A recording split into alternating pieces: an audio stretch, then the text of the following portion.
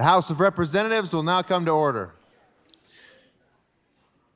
Leading us in our prayer this afternoon is Pastor Jarvis Whip, followed by our Pledge of Allegiance, led by Macy Duffy of Rapid City and Ethan Estabrook of Mount Vernon. Please rise.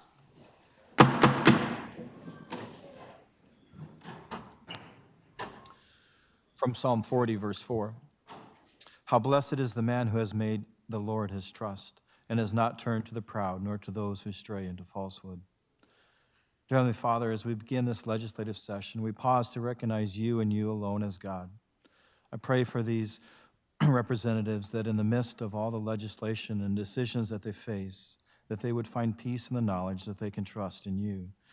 Your word is true and sure, that they would turn to you for guidance, that they would not be led astray by falsehood, and that they would be able to recognize personal agenda and discern the right from the almost right. We pray that you would give them an extra measure of your grace today for extra encouragement, extra energy, and extra clarity of mind. We also pray for those who have things going on at home, that you would be with them and their families, strengthen them as well. May you encourage them with your peace. In Jesus' name, amen. I pledge allegiance to the flag of the United States of America and to the republic for which it stands, one nation under God, indivisible, with liberty and justice for all. The clerk will please call the roll.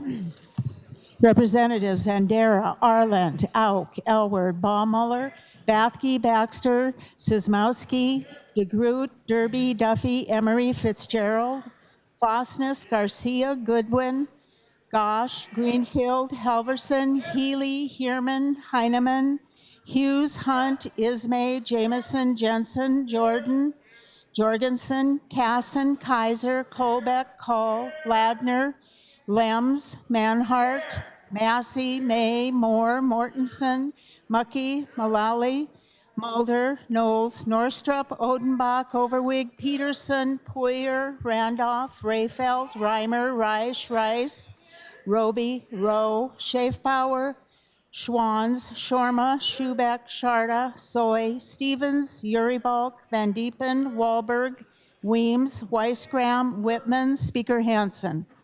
Here. Mr. Speaker, there is a quorum. Approval of the journal. Mr. Speaker, the Committee on Legislative Procedure respectfully reports that the Chief Clerk of the House has had under consideration the House Journal of the 26th day. All errors, typographical or otherwise, are duly marked in the temporary journal for correction. And we hereby move the adoption of the report. Respectfully submitted, John Hanson, Chair. That motion having been made and seconded, any remarks? Seeing none, all those in favor of approval of the journal will signify by saying aye. Those opposed, nay. Motion carries. Reports of standing committees. Mr. Speaker, the Committee on Legislative Procedure respectfully reports that House Bill 1018 and House Bill 1227 were delivered to His Excellency the Governor for his approval at 8:52 a.m. February 24th, 2026. Respectfully submitted, John Hanson, Chair. Mr. Speaker, the Committee on Legislative Procedure respectfully reports that the Office of Engrossing and Enrolling has carefully compared House Bill 1189 and finds the same correctly enrolled. Respectfully submitted, John Hanson, Chair. Mr. Speaker, the Committee on House State Affairs reports that Senate Bill 111 and 114 do pass. Respectfully submitted, Scott Odenbach, Chair. Mr. Speaker, the Committee on House Health and Human Services reports that Senate Bill 14 and 153 do pass and be placed on the consent calendar. Senate Bill 89 be amended and do pass. Respectfully submitted, Brian Mulder, Chair. Mr. Speaker, the Committee on House Taxation reports that Senate Bill 21 and 125 do pass. Respectfully submitted, John Hughes, Vice Chair. Mr. Speaker, the Committee on House Agriculture and Natural Resources reports that Senate Concurrent Resolutions 605, 606, and 607 be concurred in. Respectfully submitted, Marty Overweg, Chair. Mr. Speaker, the Committee on House Transportation reports that Senate Bill 164 and 180 be amended and do pass and be placed on the consent calendar. Senate Bill 227 was tabled. Respectfully submitted, Tony Randolph, Chair. Mr. Speaker, the Joint Committee on Appropriations reports that House Bill 1244 do pass. Respectfully submitted, Mike Derby, co-chair. Messages from the Senate. Mr. Speaker, I have the honor to return herewith House Bill 1189, which has passed the Senate without change.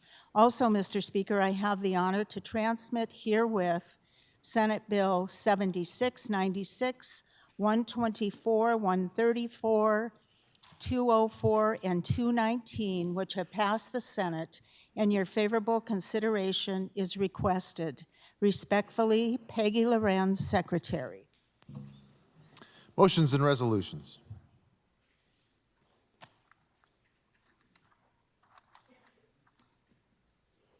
House Bill 1062, an act to revise a provision related to aggravated assault. Representative Call moved that the House do concur in Senate amendments to House Bill 1062. The call motion. The House now do concur in Senate amendments to House Bill 1062, having been made and seconded. Remarks on your motion, Representative Call. Thank you, Mr. Speaker. This is a simple change. It was actually an amendment that I put on there just to add the word realistically. Realistically simulates a deadly weapon, and I would urge a yes vote. Thank you, sir. Further remarks on the call motion? Any further remarks?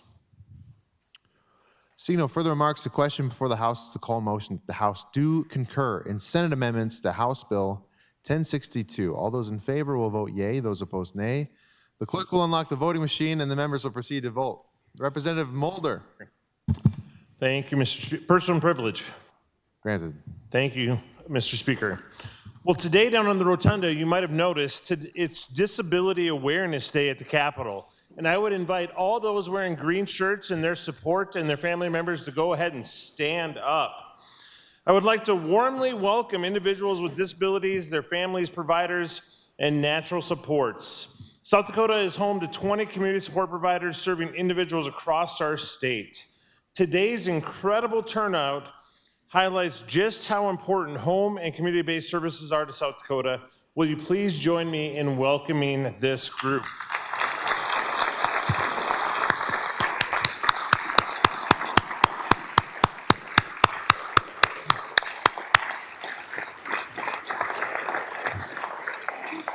No, I want to. Representative Mulder. Thank you. One more personal privilege, please. Thank you. Members of the legislature, it's my privilege to introduce Holly Sims, who's up above the clock. If you want to stand up, Holly. Holly is the 2025 Miss South Dakota Junior Teen, part of the National American Miss Pageant program, which exists to grow confidence and poise of future women leaders. Miss Sims is a 16-year-old high school student from District 11 in Sioux Falls.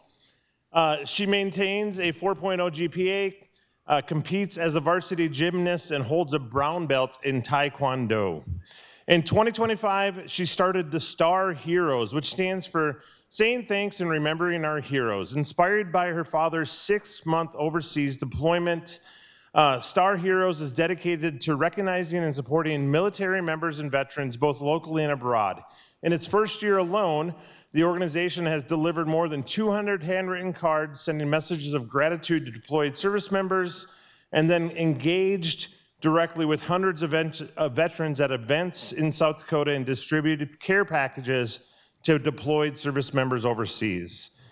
As Miss South Dakota Junior Teen, she represented our state at a national pageant in Orlando, carrying her values of service, gratitude, and dedication, and that reflect positively on South Dakota. Will you welcome Holly Sims to the House? Thanks.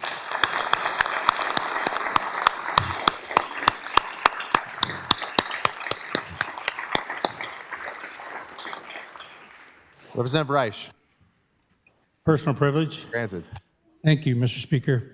Well, we're very blessed today to have someone who's a really big deal sitting up above us here. Now, he didn't always make great decisions. He reappointed me as Secretary of Corrections when he got into office. And after a few months, when he realized I wasn't very good at that, he made me the Adjutant General. But please welcome our 32nd Governor, Dennis Daugaard, and First Lady Linda.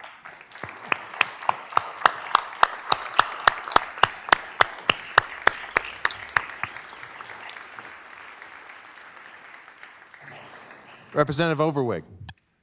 Thank you. Personal privilege, Mr. Granted. Speaker. Well, thank you. Well, today from the great district in the state, 21, we have Wagner School here visiting us, the seniors in their government class, and please help me welcome them.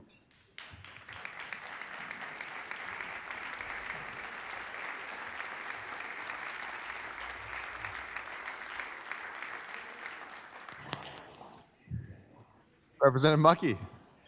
Personal privilege, please. Granted. Thank you, Mr. Speaker. If I may, I have two quickly in succession. First, I want to introduce the fine folks who provided Dakota Tom sandwiches, the best sandwiches in South Dakota, in the House lobby today. So the folks from Corsica Development Corporation, if you could stand, hold your applause for the moment. Just say, hey guys, I learned a lot of humility from my good friend Luke Bamberg up here. My parents taught me a lot, but the amount of times he swatted my basketball shots was many. So thanks for the lesson in humility.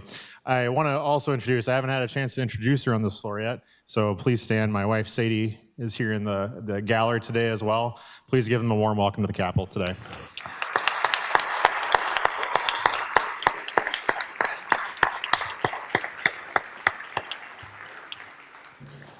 Representative Hughes. Mr. Speaker, personal privilege. Granted. Thank you. Today we're joined by 46 students and 8 staff members of the Abiding Savior Classical Christian Academy from Sioux Falls. This cohort of middle schoolers and high schoolers have recently started a Turning Point USA chapter and are able to join us at the Capitol today through a grant from Turning Point. Please help me in recognizing these outstanding students and their staff members.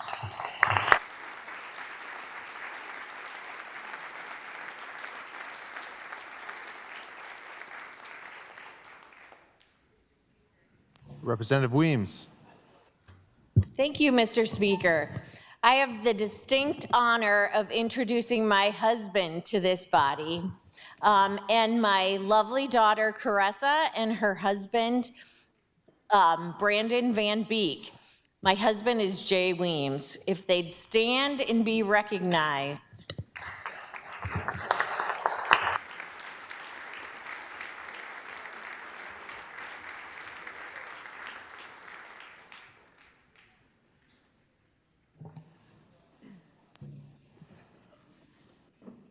Representative Duffy. Mr. Speaker, all members have voted. Clerk will please display the vote. Mr. Speaker, there were ayes 44, nays 22, excused 4. The call motion, having received the affirmative vote of the majority of members elect, is hereby declared carried. Senate amendments to House Bill 1062 are concurred in. Consideration of committee reports. Representative Odenbach moved that the reports of the standing committees on House appropriations on House Bill 1082, as found on page 404 of the House Journal, and House Bill 1113, as found on page 405 of the House Journal. Also, State Affairs on House Bill 1257, as found on page 400 of the House Journal. Also, Judiciary on House Bill 1298, as found on page 406 of the House Journal, be adopted. That Odenbach motion having been made and seconded, any remarks? Seeing none, all those in favor of the Odenbach motion will signify by saying aye. Those opposed, nay. Motion carries. First reading of Senate bills. Senate Bill 76, authorize loans from the South Dakota Housing Infrastructure Fund for airport infrastructure. Senate Bill 96, authorize the imposition of a county option gross receipts tax to reduce owner-occupied property taxes. Senate Bill 124, temporarily prohibit the manufacture, sale, and distribution of any product containing cell-cultured protein, and to provide a penalty therefor. Senate Bill 134, restrict deference to a state agency's interpretation of a state statute, administrative rule, or policy. Senate Bill 204, revise certain criteria for loans from the South Dakota Housing Infrastructure Fund. Senate Bill 219, require that a state agency consult with the Aeronautics Commission prior to purchasing, transferring, or disposing of a state-owned and operated aircraft. Speaker assigns the House Ag and Natural Resources, Senate Bill 124. The Speaker waives committee referral for SCR 608. Second reading of consent calendar items. Representative Jensen requested that House Bill 1298 be removed from the consent calendar. Representative Jordan requested that House Bill 1300 be removed from the consent calendar. House Bill 1140, permit a court to impose as a condition of probation or parole in certain circumstances treatment at a nonprofit entity awarded an alternative care program grant. House Bill 1249, amend provisions pertaining to the School Finance Accountability Board and the process by which a recommendation of the board is approved. House Bill 1280, increase penalties for the operation of drones over certain facilities and to provide for mitigation techniques and countermeasures. Consent calendar items having had their second reading are up for consideration and final passage. Consent calendar items are bills and resolutions that have been reported out of committee with no negative votes and certified as uncontested. If any member objects to the placement or retention of any item on the consent calendar, the item must be removed from the consent calendar and placed on the House calendar for debate. Items on the consent calendar are not debatable, but questions may be asked. Are there any questions? Any questions? Seeing none, then the question before the House is final passage of the items on the consent calendar. All those in favor will vote yea. Those opposed, nay. The clerk will unlock the voting machine, and the members will proceed to vote.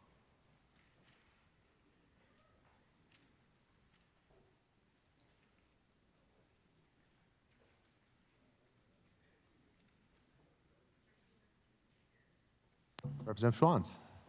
Thank you, Mr. Speaker. Personal privilege. Granted. I stand here today to boast about the West Central teacher, Linda Peterson, and her FFA class, who is listening online today, and introduce House Commemoration 8013.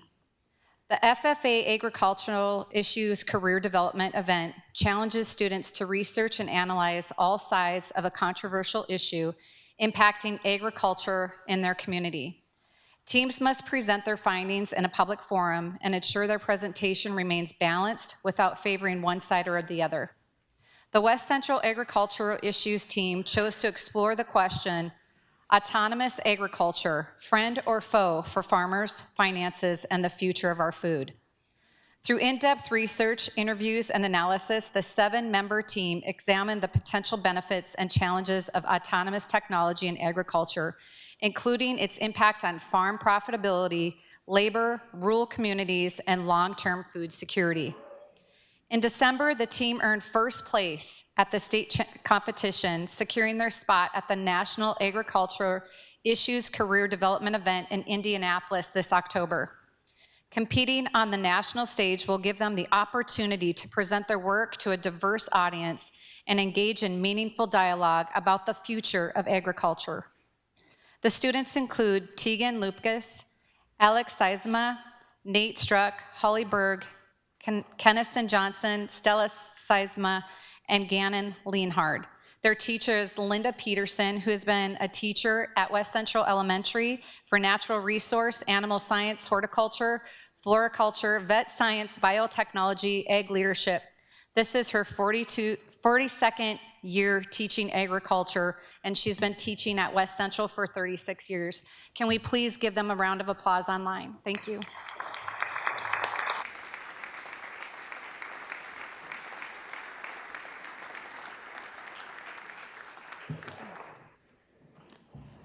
Mr. Speaker, all members have voted. The clerk will please display the vote.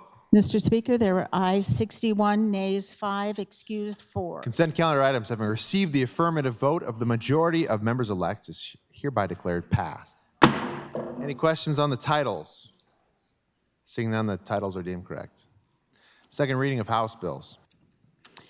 House Bill 1308, an act to reduce certain property taxes for owner-occupied property and to increase the rates for certain gross receipts, taxes, and use taxes. House Bill 1308, having had its second reading, is up for consideration and final passage. Are there any remarks?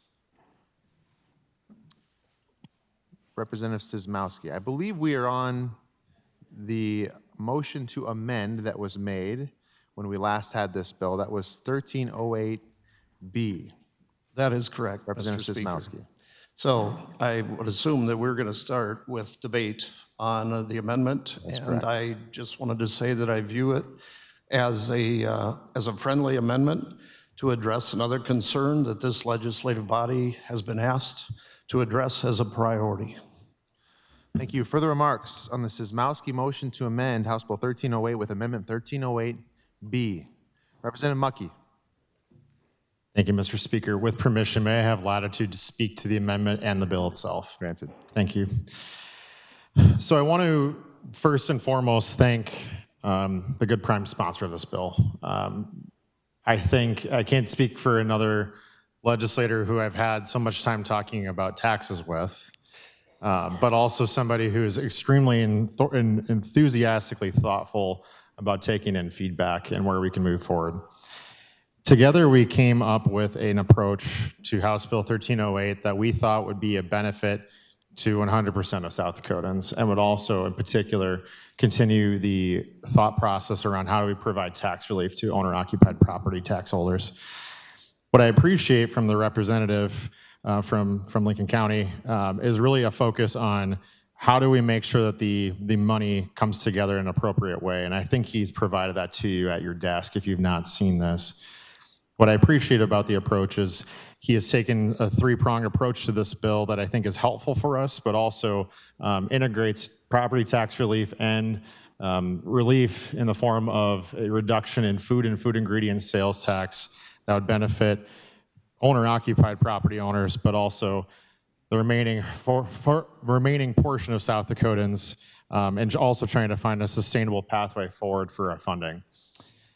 I think it's really valuable for us to talk about the fact that this bill, and this amendment in particular, is in a way to adjust and say we're effectively cutting the mill levy amounts for general education and special education in half, while also being able to accomplish tax relief for those owner-occupied property owners and South Dakotans who do not own owner-occupied property at this time by offering a 0% food and food ingredients tax. So effectively what most people would call the grocery tax. By taking this type of approach where we can blend this together, we're able to give meaningful property tax relief, and I know we can speak more to the percentages statewide on average, while also being able to say two things. One, you're giving a very substantial tax cut in process for those owner-occupied occupants at the grocery store.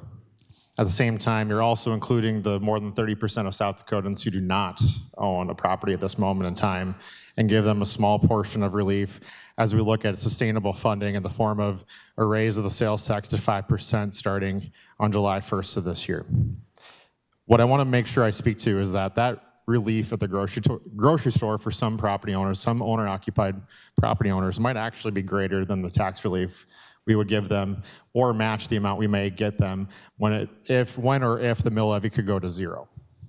So I think it's important to state that as why we took this approach to try to make sure we're blending as many folks together in this process and make this something that can benefit every South Dakotan while we also carry the share of making sure we're meeting our obligations in our budget sustainably. And so I know, again, I want to express my gratitude for the good representative.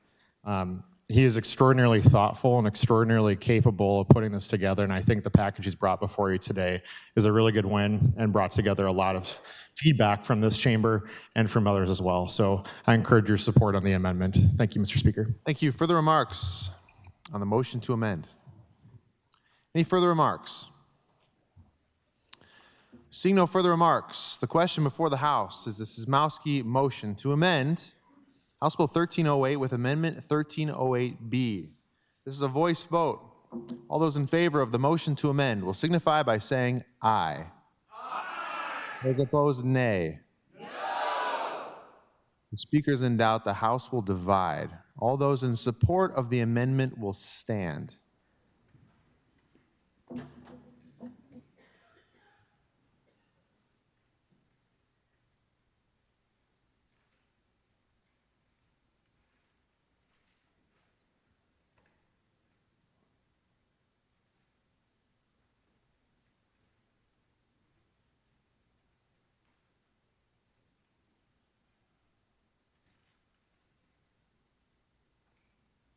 That motion fails. We're back on House Bill 1308. Any remarks? Representative Szymanski.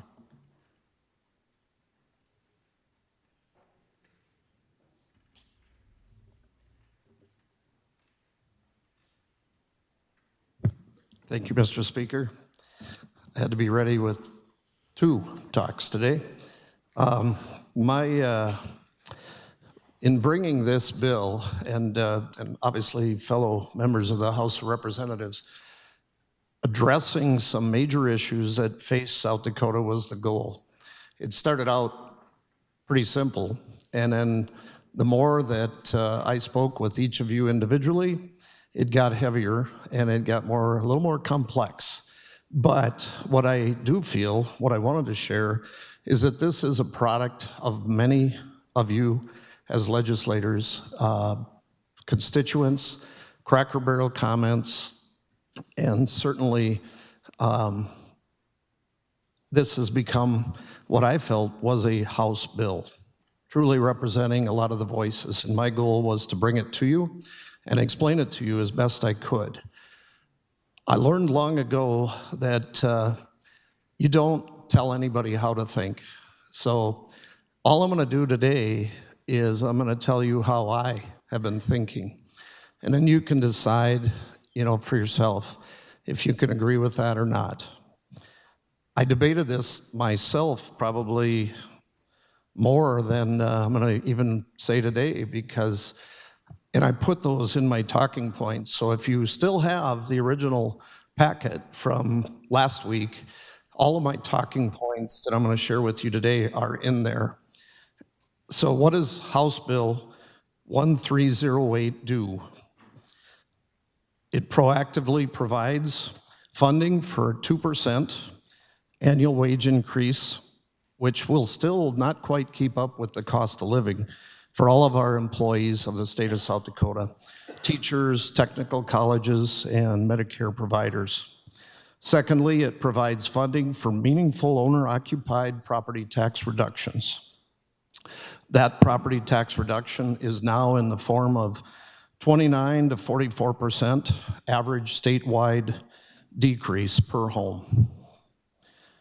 And it accomplishes those 2 things by adjusting the state sales tax in the first year by moving fiscal year 2027 from 4.2% to 4.7%.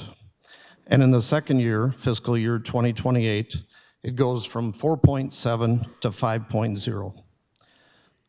The funds generated, obviously, from the adjustment provides for the makeup of the owner-occupied property tax relief and funds the annual wage increase. So how does House Bill 1308 work? Well, the funds for the wage increase are proactively gathered from the sales tax adjustments at a level of 2%.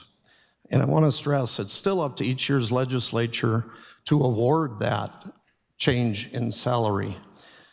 But the message that I see is, I believe wholeheartedly that we ought to prioritize our employees rather than waiting for, we'll see what's left in the budget. In 44 years, 45 years of being an employer, that is how to not treat people. So with that in mind, I think we'll pay for our 2% increase just purely in performance and productivity and reducing overtime, or not overtime, but reducing turnover. Because if you've ever measured your turnover and figured out what that costs you, it's well beyond 2%.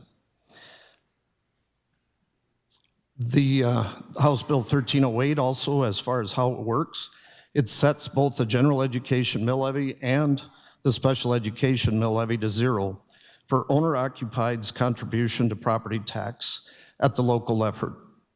The state sales tax adjustment will replace the revenue and increases the state share of education.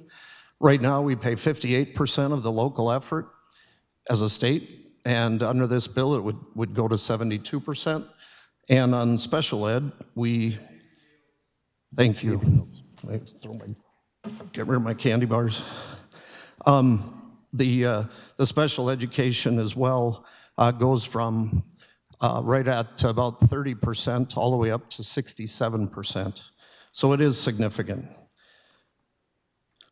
If you have the old packet from last week, the unamended, I could direct your attention to page 2 and page 3. Page 2 is how it works from a perspective of fiscal year 2027.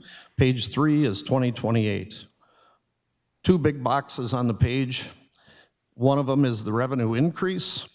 The other one is the expense increase and where the money flows. So in fiscal year 2027, we're able to balance this out by only going to 4.7.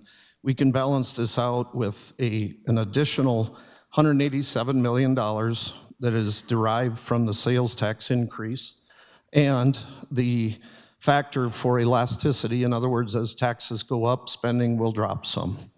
And that's about $20 million, netting out $168 million.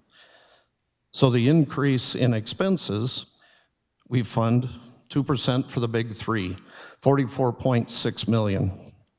General education mill levy and the special education mill levy is $80 million each and $41 million each, totaling up to $165.4. Year 2, we go from 4.7% sales tax to 5.0%. In the increase of revenues, we now have about $310 million that is available from the change, the adjustment to sales tax. Now, the elasticity, the interesting thing of note that I want to make sure everybody understands is that, again, with tax increase, there's a decrease in spending to the tune of 24.5. But now that we've put that money back in people's pockets, the circulation of that money is 23.5 million. So it just about washes out the elasticity of the decrease. So interesting point, and that was also part of the thought process of this bill, is to get more money back in people's pockets. The total on year 1, or I'm sorry, on year 2 is at 337, and I'm just gonna jump ahead to the fact that down below the expenses takes care of that $337 million. So this was fiscal noted, if you remember, and all the fiscal notes showed that all these numbers are correct. So key points to be considered by you folks. The theme of this, was to focus on those issues of employees. I heard a lot about we need to treat our employees and teachers better. It was also about property tax relief. I'm normally one that would not like to raise sales tax or any tax. But why did I pick sales tax? Well, we don't have a state income tax. We don't have a corporate tax. We don't have an inheritance tax. We have a sales tax as 61% of our budget. I believe that a few years ago when we went to 4.2, and I'm talking in hindsight, that was a wrong move, because we really haven't been able to fund and balance. We've balanced the budget, but I think we've compromised some of the things that we should hold a little more as a priority. property tax for owner-occupied over the last 11 years has gone up by 76%. And I think the fact that there were 25 bills to address property tax relief this year tells us that our constituents and the people of South Dakota are watching us right now at this moment, saying, are you going to do something this year, or are you going to come home empty-handed again? And that's what I feared, and that's why I came in working hard on these two issues. There's about 270,000 homes that are owner-occupied in South Dakota. At an average household of 2.41 people, that means that we're going to give relief to over 650,000 people, or 2/3 of the population of South Dakota, which also coincides with the 2/3 vote that's required on this, just to remind you. 47 will be my favorite number today. The number of employees that we've got are 23,000. And I just want to say in closing that House Bill 1308 addresses these issues, and it still stays low, as you can see in the document, that it is still low compared to our neighbors and the nation as a whole. So I urge you to vote green with me and accomplish these goals on House Bill 1308. Thank you. Further remarks on House Bill 1308, Representative Fitzgerald. Thank you. I have a question for the prime, please. State your question. I live in District 31, Lawrence County, and property taxes are the #1 issue in our district. Can you tell me what the average homeowner would have a reduction in taxes if I were to vote for this bill and it would pass today? Thank you. Representative Szymanski, do you wish to answer that question? I do. Thank you, Mr. Speaker. The county-by-county numbers are, I don't have Lawrence County memorized. However, the state average for property tax reduction is going to be 29% statewide average if you live in a city. It's 44% if you live in a county. So obviously somewhere in there, 35%, not knowing exactly where Lawrence County is, I would guess it to be 1/3 less that they would be paying in owner-occupied property tax. Thank you very much for that answer. Sounds like a great bill. Thank you. Further remarks, Representative Goodwin. Thank you, Mr. Speaker, and I'd like to just thank the prime sponsor for all the work he's did on this and his eloquent way of going through the bill. The one thing I don't think that we think about much is the return on investment. If you give me $2,000 less on my property tax, I'm going to go spend it. In fact, I've told my boat story before, but you're going to hear it again. I have a fishing boat, and I have 115 horse Merc on the back, but I also have a trolling motor. Well, me and this trolling motor just do not like each other. It's electric, and it works sometimes, it doesn't sometimes, it gets new batteries, it gets everything. So we really have a grudge against each other. So everybody else that has a fishing boat has a kicker. A kicker is a little motor that's next to the main one, like a 15 horse Merc. And so when you go to troll, you just go to your kicker, same gas tank, everything, and you're off and running. Well, a kicker is about $5,000. Well, you give me $2,000, $2,500 in tax relief, I'm going to spend the other $2,500, and it's not going to be at 4.2%. In a year from now, it's going to be at 5%. I maintain that if we pass this bill, our treasury will be where it should be, and we can take care of the big three instead of scratching and clawing, doing everything we do every year. We could give them a 15% catch-up raise, because the treasury will be absolutely exploding. Thank you very much. Thank you. Further remarks on House Bill 1308, Representative Norstrop. Thank you, Mr. President. Question for the sponsor. State your question. As I'm looking at the handout from the original bill, the second line item down talks about, I'm going to round off, it's 19.8, I'm going to call it 20 million. The second line item down. And that relates to accounts for the estimated decline in economic activity from the higher sales tax rate. So if you had $20 million of sales tax that goes away, how much sales goes away?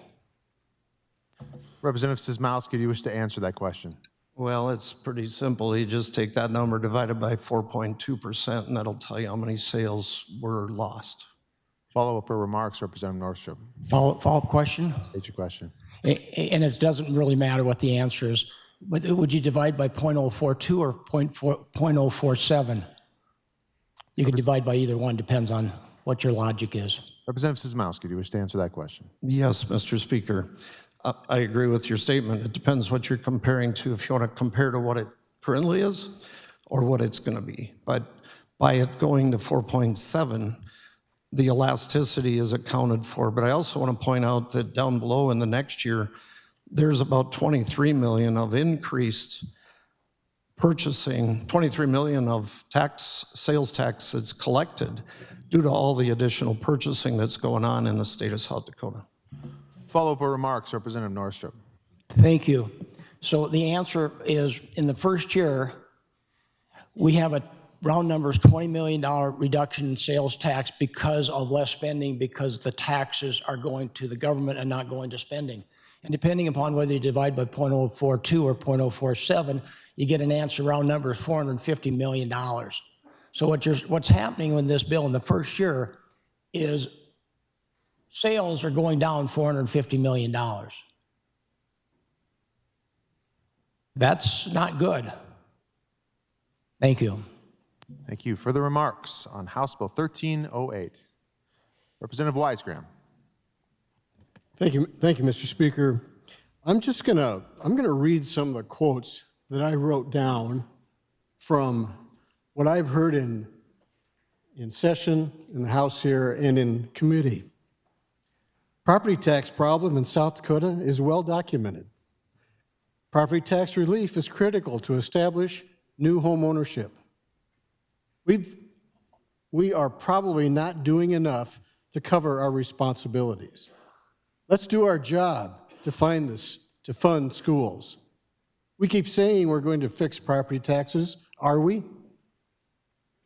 We have to get serious. We wouldn't treat our employees back home like that. My friends, 1308 addresses every one of those concerns. And as the sponsor of the bill, and many of us had talked to him, many of us were employers, and we surely didn't want to treat our employees the way we're treating ours. Sometimes, we just can't help it, but the revenues are going to be there for them if 1308 passes. In House taxation, when we heard this bill, no one could refute the sponsor's numbers. And yes, it's a tax shift. But here's our opportunity, folks. If we're serious about property tax reduction, here it is. I encourage you to vote for it. Thank you. Thank you. Further remarks on House Bill 1308. Representative Halverson. Mr. Speaker, question for the Prime. State your question. Representative, does this affect ag people when they're buying agricultural equipment? Representative Szymanski, do you wish to answer that question? I do. The sales tax would be applied across the board for anything that isn't exempt on agriculture. So pieces of equipment would be taxed at the new rate. Follow-up or remarks, Representative Halverson. Further remarks on House Bill 1308. Representative Mullally. Thank you, Mr. Speaker. Although I agree with the fact that we definitely need property tax relief in this state, one of the things that concerns me about this particular bill is Section 1. It's like 3 words in. The inclusion of a legislative intention has no binding legal effect. The South Dakota courts have interpreted statutes according to their plain language. And South Dakota Codified Law 214.1 provides that statutory words are to be understood in their ordinary sense. The Guide to Legislative Drafting that was revised in 2025 explicitly states that courts look to enacted text, not prefatory statements, to determine intent. If this is a fiscal protections and that matters, They must be written into operative language. Statements of intent do not constrain future legislators or enforcement authorities.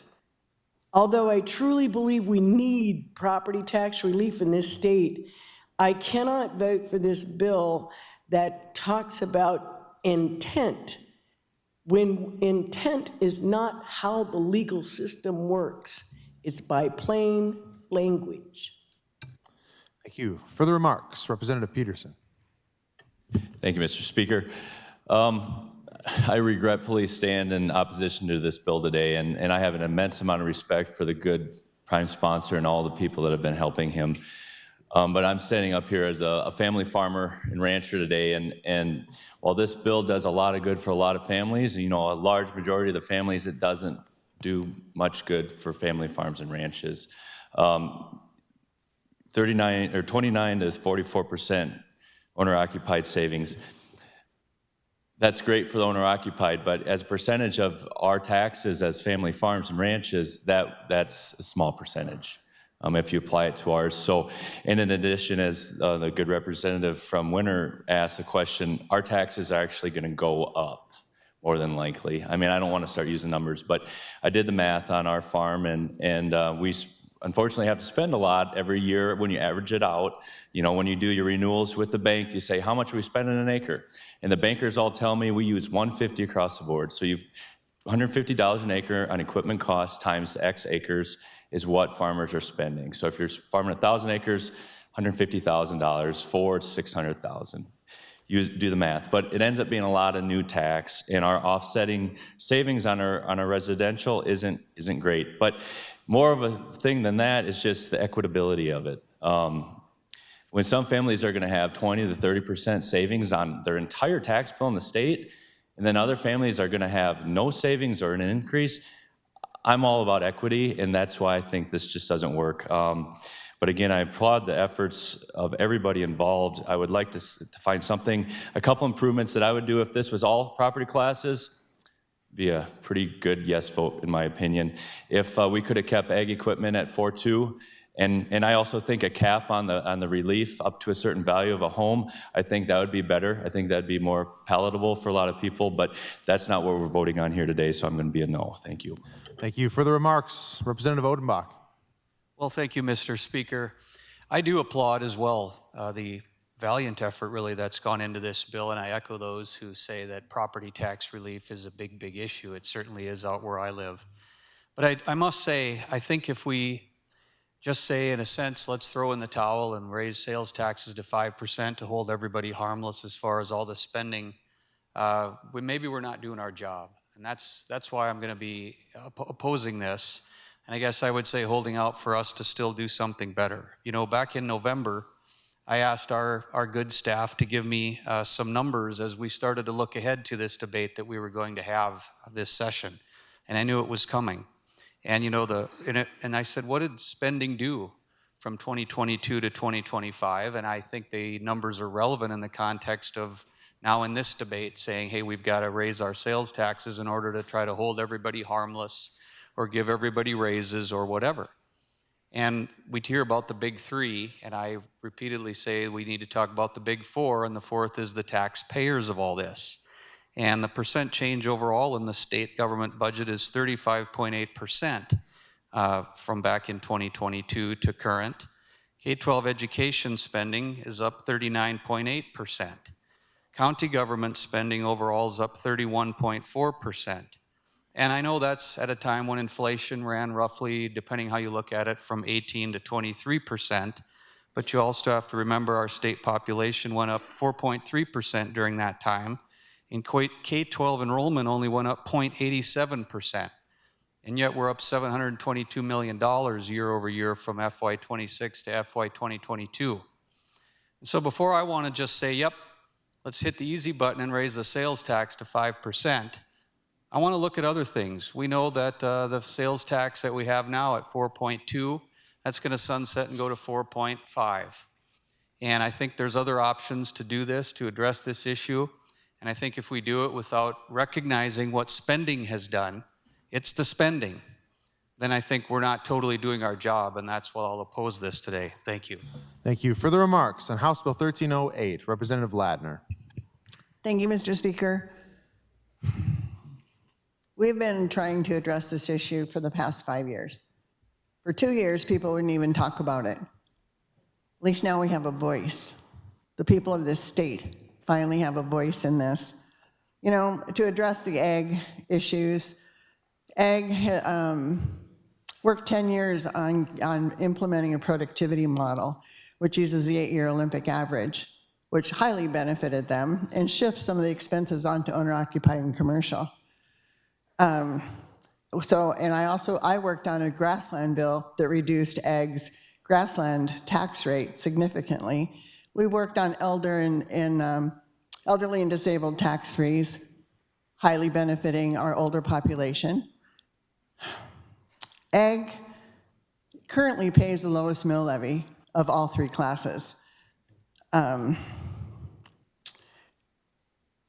Ag producers are business owners. They can expense out their expenses. They can expense out the cost of buying new equipment where a homeowner cannot. I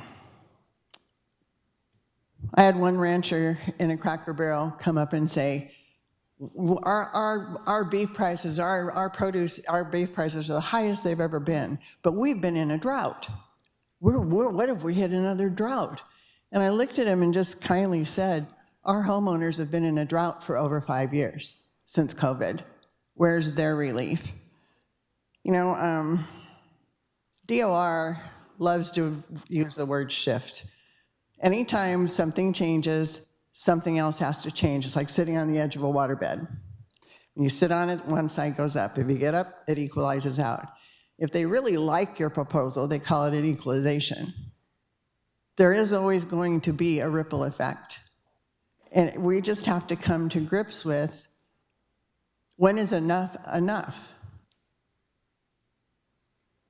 41% to 44% in counties average across the state. That to me is a significant advantage for our homeowners. Not to mention ag gets that same tax break on their owner-occupied home that's on their land and a certain amount of land around that home. So it actually does have a benefit for ag. I just want to be very thoughtful. We can sit here all day and do the woulda, shoulda, couldas, but we haven't done any woulda, shoulda, couldas yet. We haven't even, I want to walk away with something. Governance is a lot about taking one step and coming back the next year and taking another step or correcting where we need to correct. A lot of our bills this year have been correcting things we need to correct. It's part of the process. Like I said, productivity took 10 years for them to iron out. So I just want to encourage us, be thoughtful. This is a comprehensive bill that meets a lot of needs, and I just hope that we can weigh it for its merits, and not personally, but globally, statewide. Thank you. Thank you. Further remarks, Representative Overweg. Thank you, Mr. Speaker. I respectfully yield my time to the bill sponsor. Thank you. Representative Sismowski, in closing. Thank you, Mr. Speaker. Well, I can say, first of all, me too, to quite a few of the things that were said. As I said earlier, I debated this heavily amongst myself, and I finally came to peace with presenting what I presented to you. Tried to amend it so we included more voices in here, more concerns in here. Not everybody saw that the same, I know that. I'll just recap. The priorities that I tried to address when I came here was focusing on property tax relief, particularly owner-occupied. I wanted to prioritize our employees so that we knew that we valued them and put them first in our budget. When I went through the list of taxes or revenue streams, there's some exemptions out there that we can talk about and pull those exemptions. We can generate some revenue there. When I looked at, again, corporate income tax, inheritance tax, personal income tax. You know, I looked at property taxes, and ag land has gone from 27% down to about 20.6% in the last 11 years. Commercial has remained about the same. It's ticked up about 1%. Again, the owner-occupied has gone up to 43.9%. So when I look at where we're standing right here at this moment, if we don't pass this bill, we're going to put about $260 million more on the backs of owner-occupied and some of the ag land and some of the commercial land. Because when we talk about this, I heard we're raising taxes. No, we're not. We're already spending it. Out of this change, there's about $310 million that we're talking about. Only $44 million of that is new money for our teachers. The other stuff, if you realize it or not, we're already spending it. I'm trying to balance what we're doing in this state. This is a package solution, and I want your attention to think about that. Are you going to vote against $44 million of extra money and not do what this bill does? So I believe this package is a first step. It's not an end-all, but it is a step in the right direction. And if we want to sit and talk about politics and what we believe in, stopping us from voting one way or another, why don't we stop and think about the merits of this bill? It's a good package. It's a first step. It includes a number of things that most of you in here want.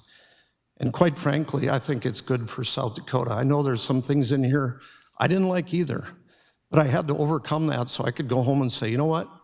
We gave it our all, and we try to do something for all those that are affected by the imbalance. So I look at this as a balancing of what we're already spending. I encourage you to join me in how I'm thinking. You can decide how you think now. Thank you.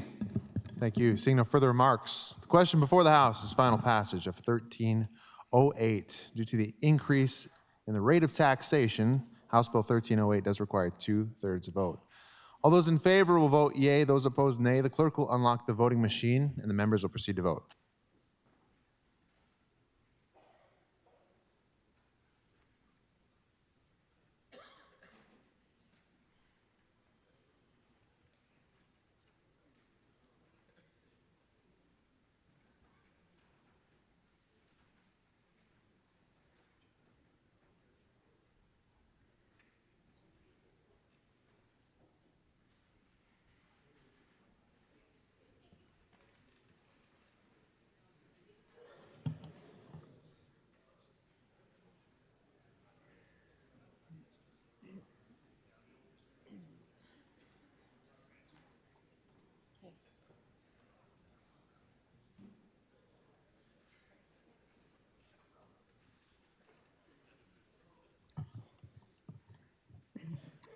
Mr. Speaker, all members have voted. Clerk will please display the vote.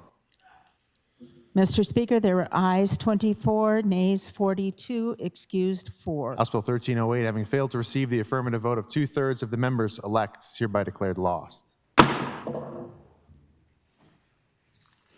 House Bill 1161, an act to amend provisions related to changing rooms, sleeping quarters, and restrooms. House Bill 1161, having had its second reading, is up for consideration and final passage. Are there any remarks? Representative Cole. Mr. Speaker, thank you very much. With the passage of HB 1259 last year, created some issues that were identified by members of the city of Sioux Falls. So the primary intent of this bill is to address a situation faced by fire departments that have in some of their firehouses open base type sleeping quarters. To a lesser degree, it also addresses law enforcement officers that during certain operations could be quartered in gym type settings during a large deployment. An example of that might be the Sturgis Motorcycle Rally. Full-time fire departments typically have 24-hour shifts for their crews, and if call volume allows, part of the day may involve sleeping on duty.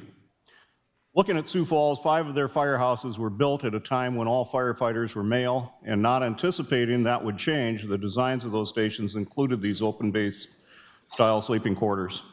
A change of that, or that changed in April of 1987 with the hiring of the first female firefighter. Since that time, the designs have changed, and newer stations now have separate rooms for single occupancy. Retrofit in some of the older stations would cost taxpayers amounts that would range in probably the 7 figures. And in the case of the oldest station house, that being Central, located at 9th and Minnesota, beautiful building, retrofit would be difficult to impractical. Built in 1915, this iconic and historic firehouse is one of the busiest in Sioux Falls. This bill allows for fire departments to continue to do what they've been doing for the past 39 years with no reported issues. And I talk about 39 years, that's how long female firefighters have been working for the Sioux Falls Police Department. As of today, there are 10 female firefighters that work for the Sioux Falls Fire Department. A little history on the journey this bill has taken. The original version included theatrical and musical venues in the exceptions, and that found its way to the 41st day. Amendments were made. The committee agreed to pull it off the ash heap of the 41st day, and at the follow-up hearing, it passed out of State Affairs with a 12-0 vote. And I ask for your green vote. Thank you. Thank you. Further remarks on House Bill 1161? Any further remarks? Seeing no further remarks, the question before the House is final passage of House Bill 1161. All those in favor will vote yea. Those opposed, nay. The clerk will unlock the voting machine, and the members will proceed to vote.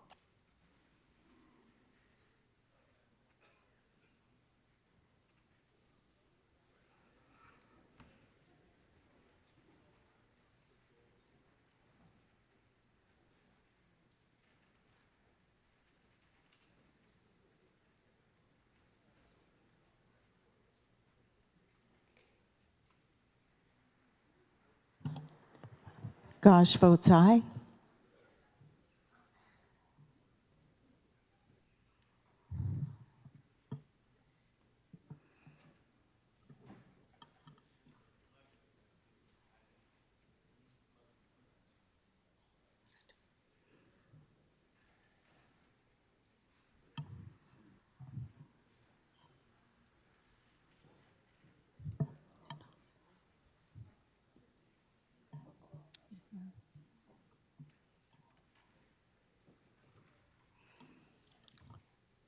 Representative Stevens.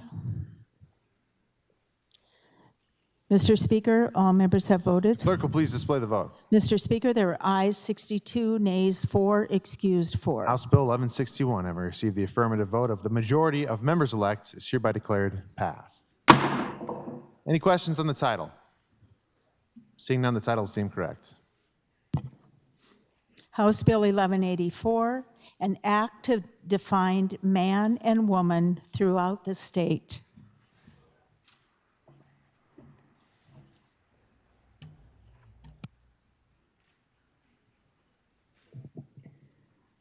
House Bill 1184, having had its second reading, is up for consideration and final passage. Are there any remarks? Representative Hansen.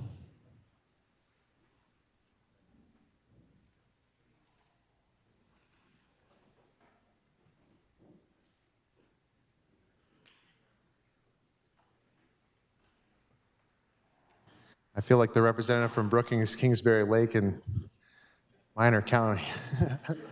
I never thought I'd do this, but thank you for letting me use your microphone. Good afternoon, fellow members of the legislature. It's an honor to bring before you today House Bill 1184, which is to adopt the biological definitions of man and woman throughout our state. You know, this is a bill that probably 10 years ago none of us would have ever anticipated or thought would even be necessary. But since then, there has been sort of this gender ideology that has taken hold throughout our culture, throughout our country, and even in South Dakota. And we've had to deal with some of those issues in this legislative body. And I don't want to get into all of those, but fairness in women's sports, protecting minor children from cross-sex hormones, those sorts of things, you know, they have come up, and we have had to address those issues as members of this body. And so This bill, really simply what it is aiming to do, is to say we as the state of South Dakota and all of our political subdivisions, we're going to say, as a matter of these definitions, man and woman, we recognize the biological reality of what that is. We're not going to ascribe to any ideology. It's just going to adopt the biological reality.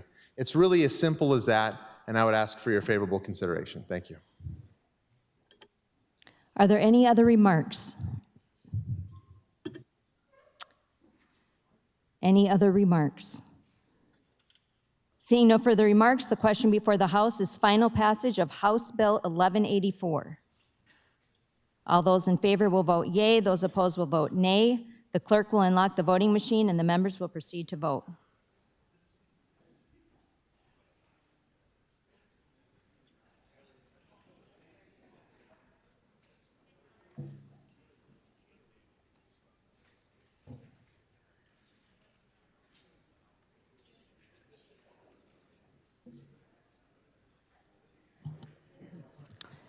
Schaefbauer votes aye.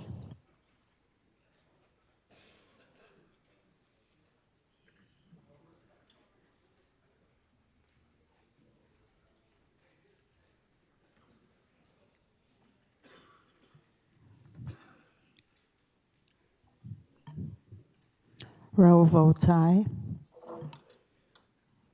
Representative Wahlberg.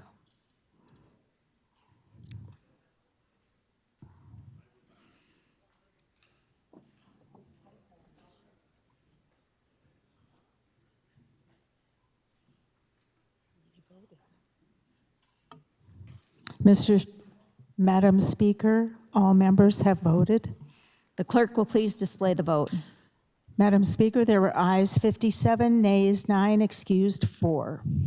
House Bill 1184, having received the affirmative vote of the majority of the members-elect, is hereby declared passed. Are there any questions on the title? Seeing none, the title is deemed correct. House Bill 1274, an act to prohibit the dispensing, distribution, sale, or advertisement of certain articles or things for purposes of an unlawful abortion and provide a criminal and civil penalty therefor. House Bill 1274, having had its second reading, is up for consideration and final passage. Are there any remarks? Representative Hughes. Thank you, Madam Speaker. Well, in South Dakota, abortion is unlawful unless there is an appropriate and reasonable medical judgment that performance of an abortion is necessary to preserve the life of the pregnant female. That's the current state of the law. As we know, since 2022, with the Dobbs decision reversing Roe versus Wade, South Dakota's trigger law took effect. And in 2024, the voters rejected Amendment G, which would have included a right to an abortion in our state constitution. So, well, why are we here? Well, 2/3 of the abortions in the United States are now chemical abortions, as I believe is the most accurate description. And we've certainly seen recently, and our Attorney General has been faced with bad actors that are shipping drugs that are used for abortions into South Dakota. And there have been problems that have been reported with those. And we can talk about the drugs if you'd like to. I've done kind of an extensive workup from the Mayo Clinic, but let me just tell you what the bill says. The bill says that you can't advertise abortion drugs by signage on a gas pump or in a restroom or on a billboard or knowingly, and this is the key word, dispense, distribute, sell, or advertise for purposes of an unlawful abortion. So right there, there is a specific intent requirement, as we say in the law, that one of those things has to be knowingly done for the purpose of an unlawful abortion. And then the language in subsections 1 and 2 is language that is part of federal law that actually dates back to 1873, 100 years before Roe versus Wade. Anthony Comstock in Congress drafted the Comstock Act, which prohibited abortifacients, we'll call them, things used for abortion, to be shipped through the U.S. mail. So in meetings with the governor's staff, the attorney general, and of course the Mayday Medicine case is going, and it is apparently going to be tried in Hughes County now because the federal court in New York declined jurisdiction. Not only are we giving tools in the toolbox for the attorney general to prosecute when this criminal statute is violated, but we are also enlisting the assistance of the U.S. Postal Inspector. And so passing HB 1274 will not only give our state attorney general and prosecutors the ability to prosecute violations, but the postal inspector can actually intercept, potentially through the mails, when these drugs are sent into South Dakota for purposes, again, knowingly for an unlawful abortion. There are also civil penalties that are provided, which could potentially be used to fund the Extraordinary Litigation Fund. The Attorney General also can recover costs and attorney's fees, and then there is the ability to bring injunctive relief. Now, I know that the narrative is that these drugs used in combination are safe and effective. I want to tell you that in our adoption practice, there are 4 children alive and well, amazingly, in South Dakota that survived chemical abortions. And one of the mothers came to me in her 7th month of pregnancy, and she carried her records from Planned Parenthood, which said that she was no Baxter longer. Yields. It said uterine contents empty. Well, they certainly weren't empty, and she was 7.5 months pregnant. So, I mean, the idea that somehow, these drugs can come into South Dakota and be used, and this was a medical supervised chemical abortion that failed. We've had, again, 4 of those, and it's not like adoptions are, a huge area of common practice in South Dakota. We do a few adoptions a year, and in my practice, we have 4. So this is a big deal. And if you look at the Mayo Clinic medical guidelines, the idea that this should be done without medical supervision just blows my mind, frankly, because of all the contraindications and the other medical conditions. And when Mayday Medicine sends this stuff into South Dakota, they aren't taking an accurate physical history of the young woman. In fact, they can be sending them into South Dakota to be sold and resold. So I'm certainly available to answer any questions, would be happy to do so, but I would certainly appreciate your yes vote on 1274. Thank you. Are there any other remarks? Representative Mortensen. Thank you, Madam Speaker. Today is the 27th legislative day, and as I reflect on the bills that have come through this House, I'm not sure that we have one more important than this one, given what's at stake and what could be saved. Please vote green. Are there any other remarks? Any other remarks? Seeing no further remarks, the question before the House is final passage of House Bill 1274. All those in favor will vote yea. Those opposed will vote nay. The clerk will unlock the voting machine and the members will proceed to vote.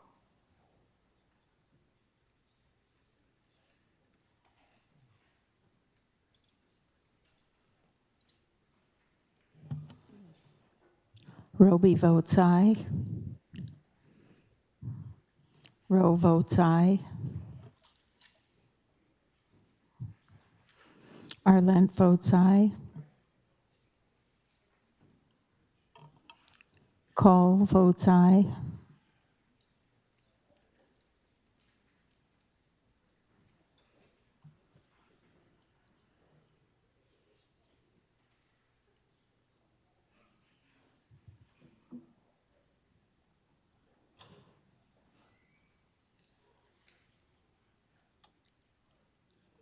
Madam Speaker, all members have voted.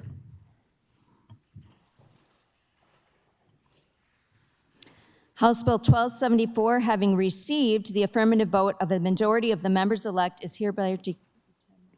I'm sorry. The chief clerk will please display the vote and announce the vote total, please.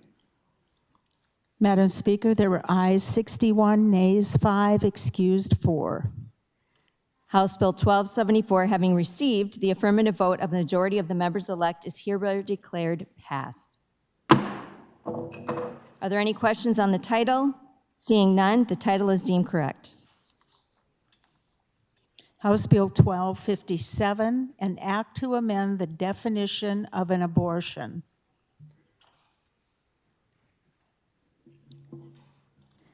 House Bill 1257, having had its second reading, is up for consideration and final passage. Are there any remarks? Representative Heineman. Thank you, Madam Speaker. I bring before you House Bill 1257D as amended. I think I would like to first provide a little context leading up to this need for this bill.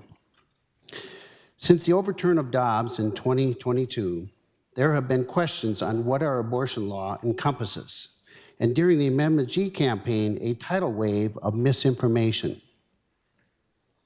You have on your desk some of the examples of that misinformation. There was a quote from ACLU. And I quote, "The devastating effects of abortion restrictions are playing out in hospitals and homes in South Dakota. Patients are denied miscarriage care until they're on the brink of death." End quote. Another quote is, "Politicians in Pierre have thrown miscarriage care into utter confusion and limited available treatment of extreme pregnancy complications." That was a proponent of Amendment G, the chairman of that.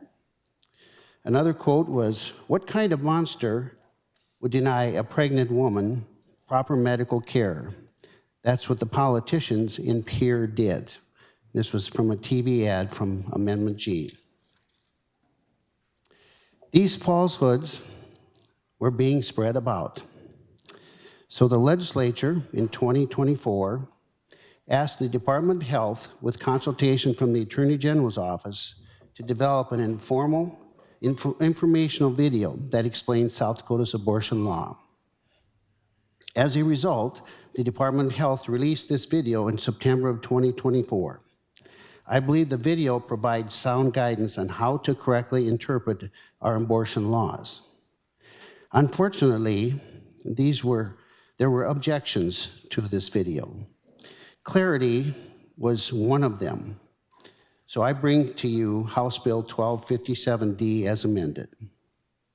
This bill brings up some key provisions of the video and writes them into our current definition of abortion.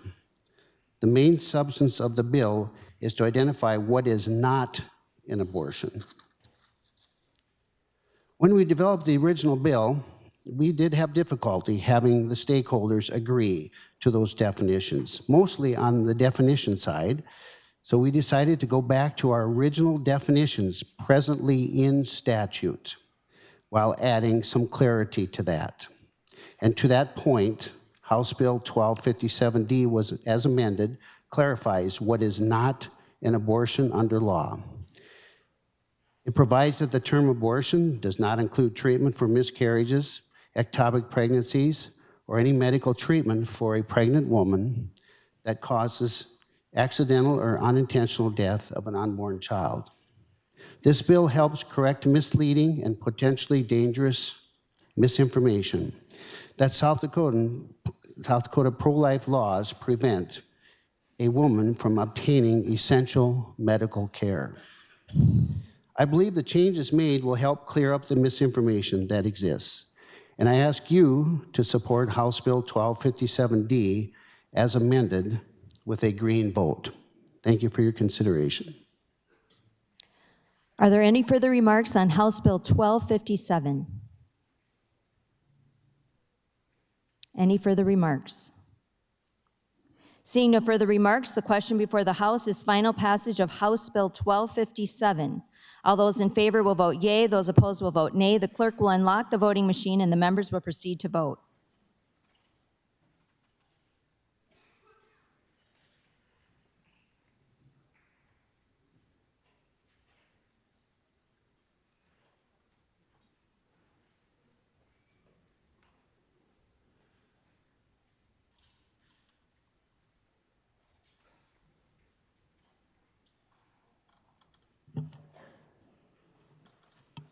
Madam Speaker, all members have voted.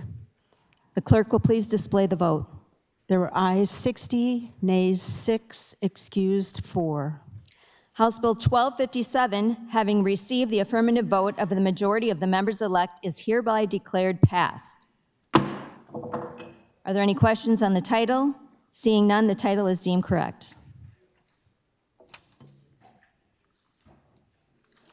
House Bill 1082, an act to establish perimeters for the reimbursement of school districts that provide free or reduced price meals to students. House Bill 1082, having had its second reading, is up for consideration and final passage. Are there any remarks? Representative Whitman. Thank you, Mr. Speaker. I bring before you a bill that I've never shared with anyone before. House Bill 1082. That was a joke, guys. This bill passed out of the House Education Committee on a 13-to-1 vote with a due pass recommendation and out of House Appropriations on a 7-to-2 vote. That support reflects a growing recognition, not just among this body, but among our constituents, that this policy is not about ideology, it is about practical governance. School meals are not a new concept. I've shared with this body before that following World War II, our nation confronted a difficult truth, which is that too many young men were rejected from military service due to malnourishment. In response, Congress enacted the National School Lunch Act, recognizing that child nutrition was directly tied to national security, economic strength, and educational success. School meals began as a workforce and readiness issue, and I believe they remain one today. Questions about responsibility and the role of government are fair.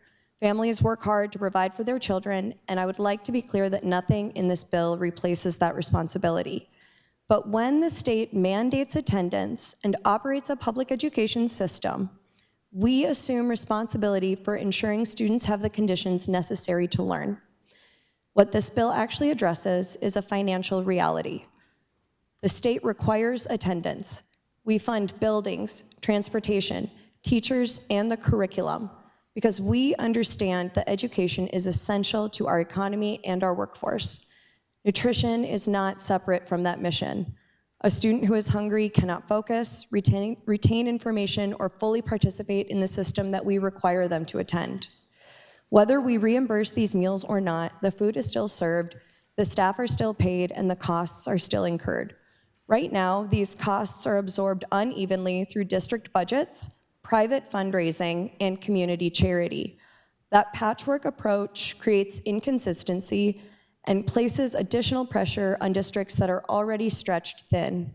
House Bill 1082 creates a predictable, transparent reimbursement structure.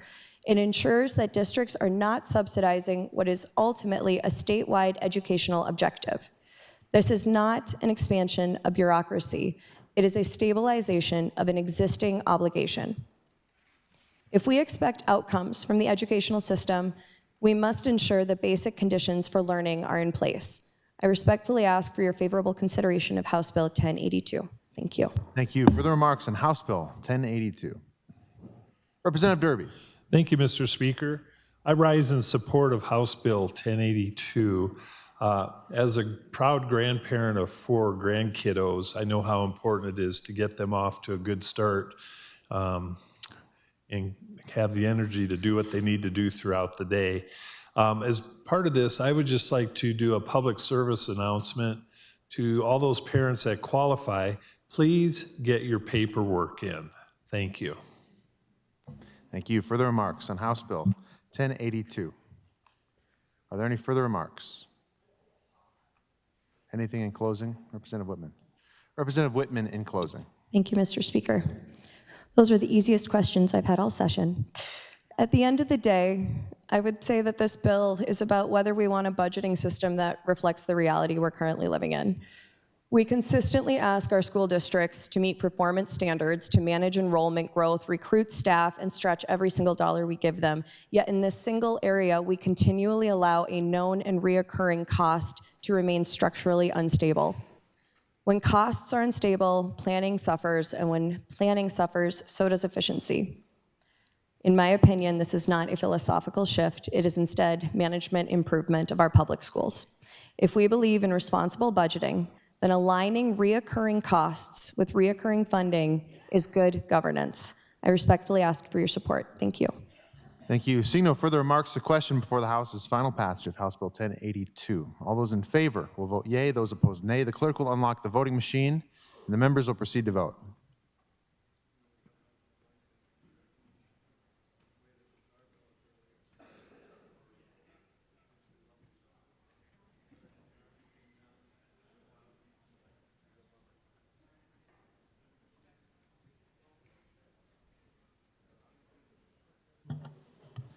Peterson votes aye.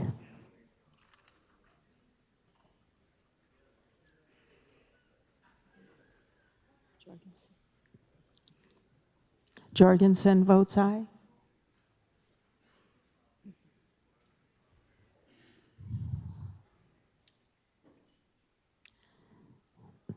Randolph votes no. Mr. Speaker, all members have voted. Clerk will please display the vote. Mr. Speaker, there were ayes 46, nays 20, excused 4. House Bill 1082, having received the affirmative vote of the majority of members elect, is hereby declared passed. Any questions on the title? Seeing none, the title is deemed correct.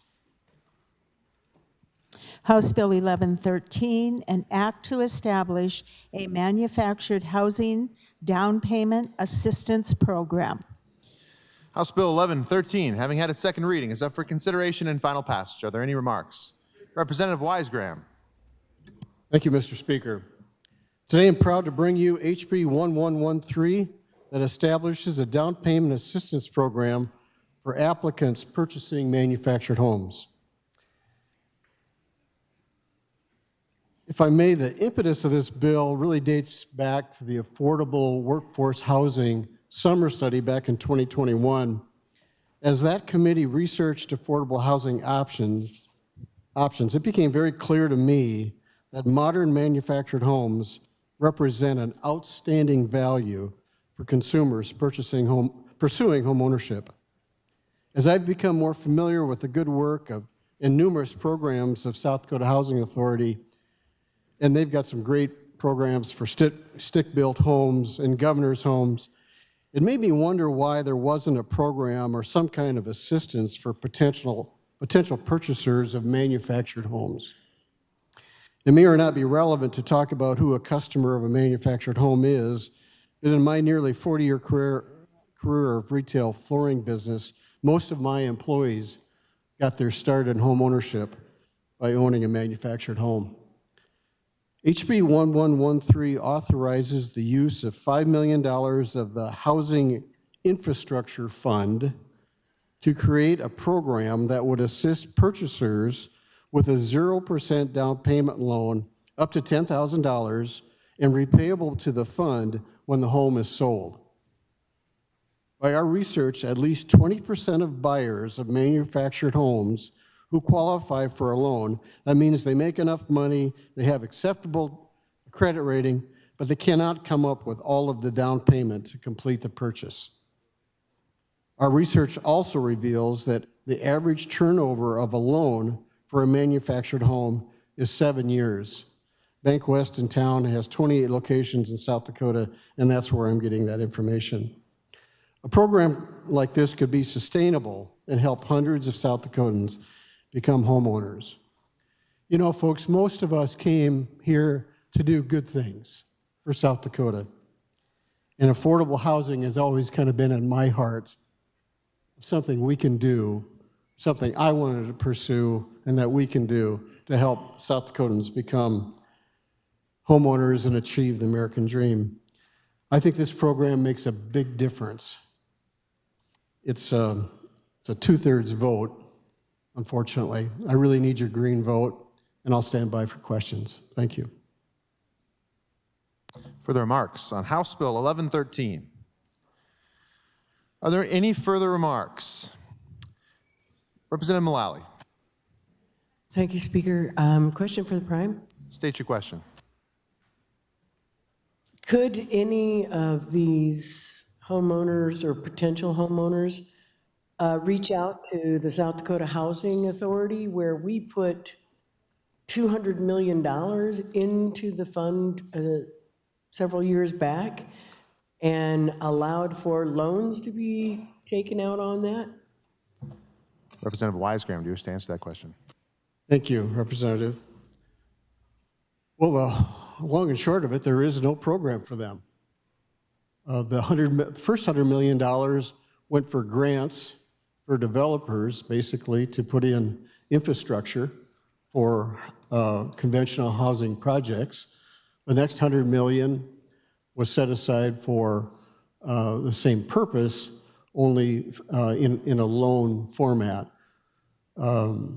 As you know, last year, well, I won't refer to what happened last year. It doesn't answer your question, but hopefully I've answered yours.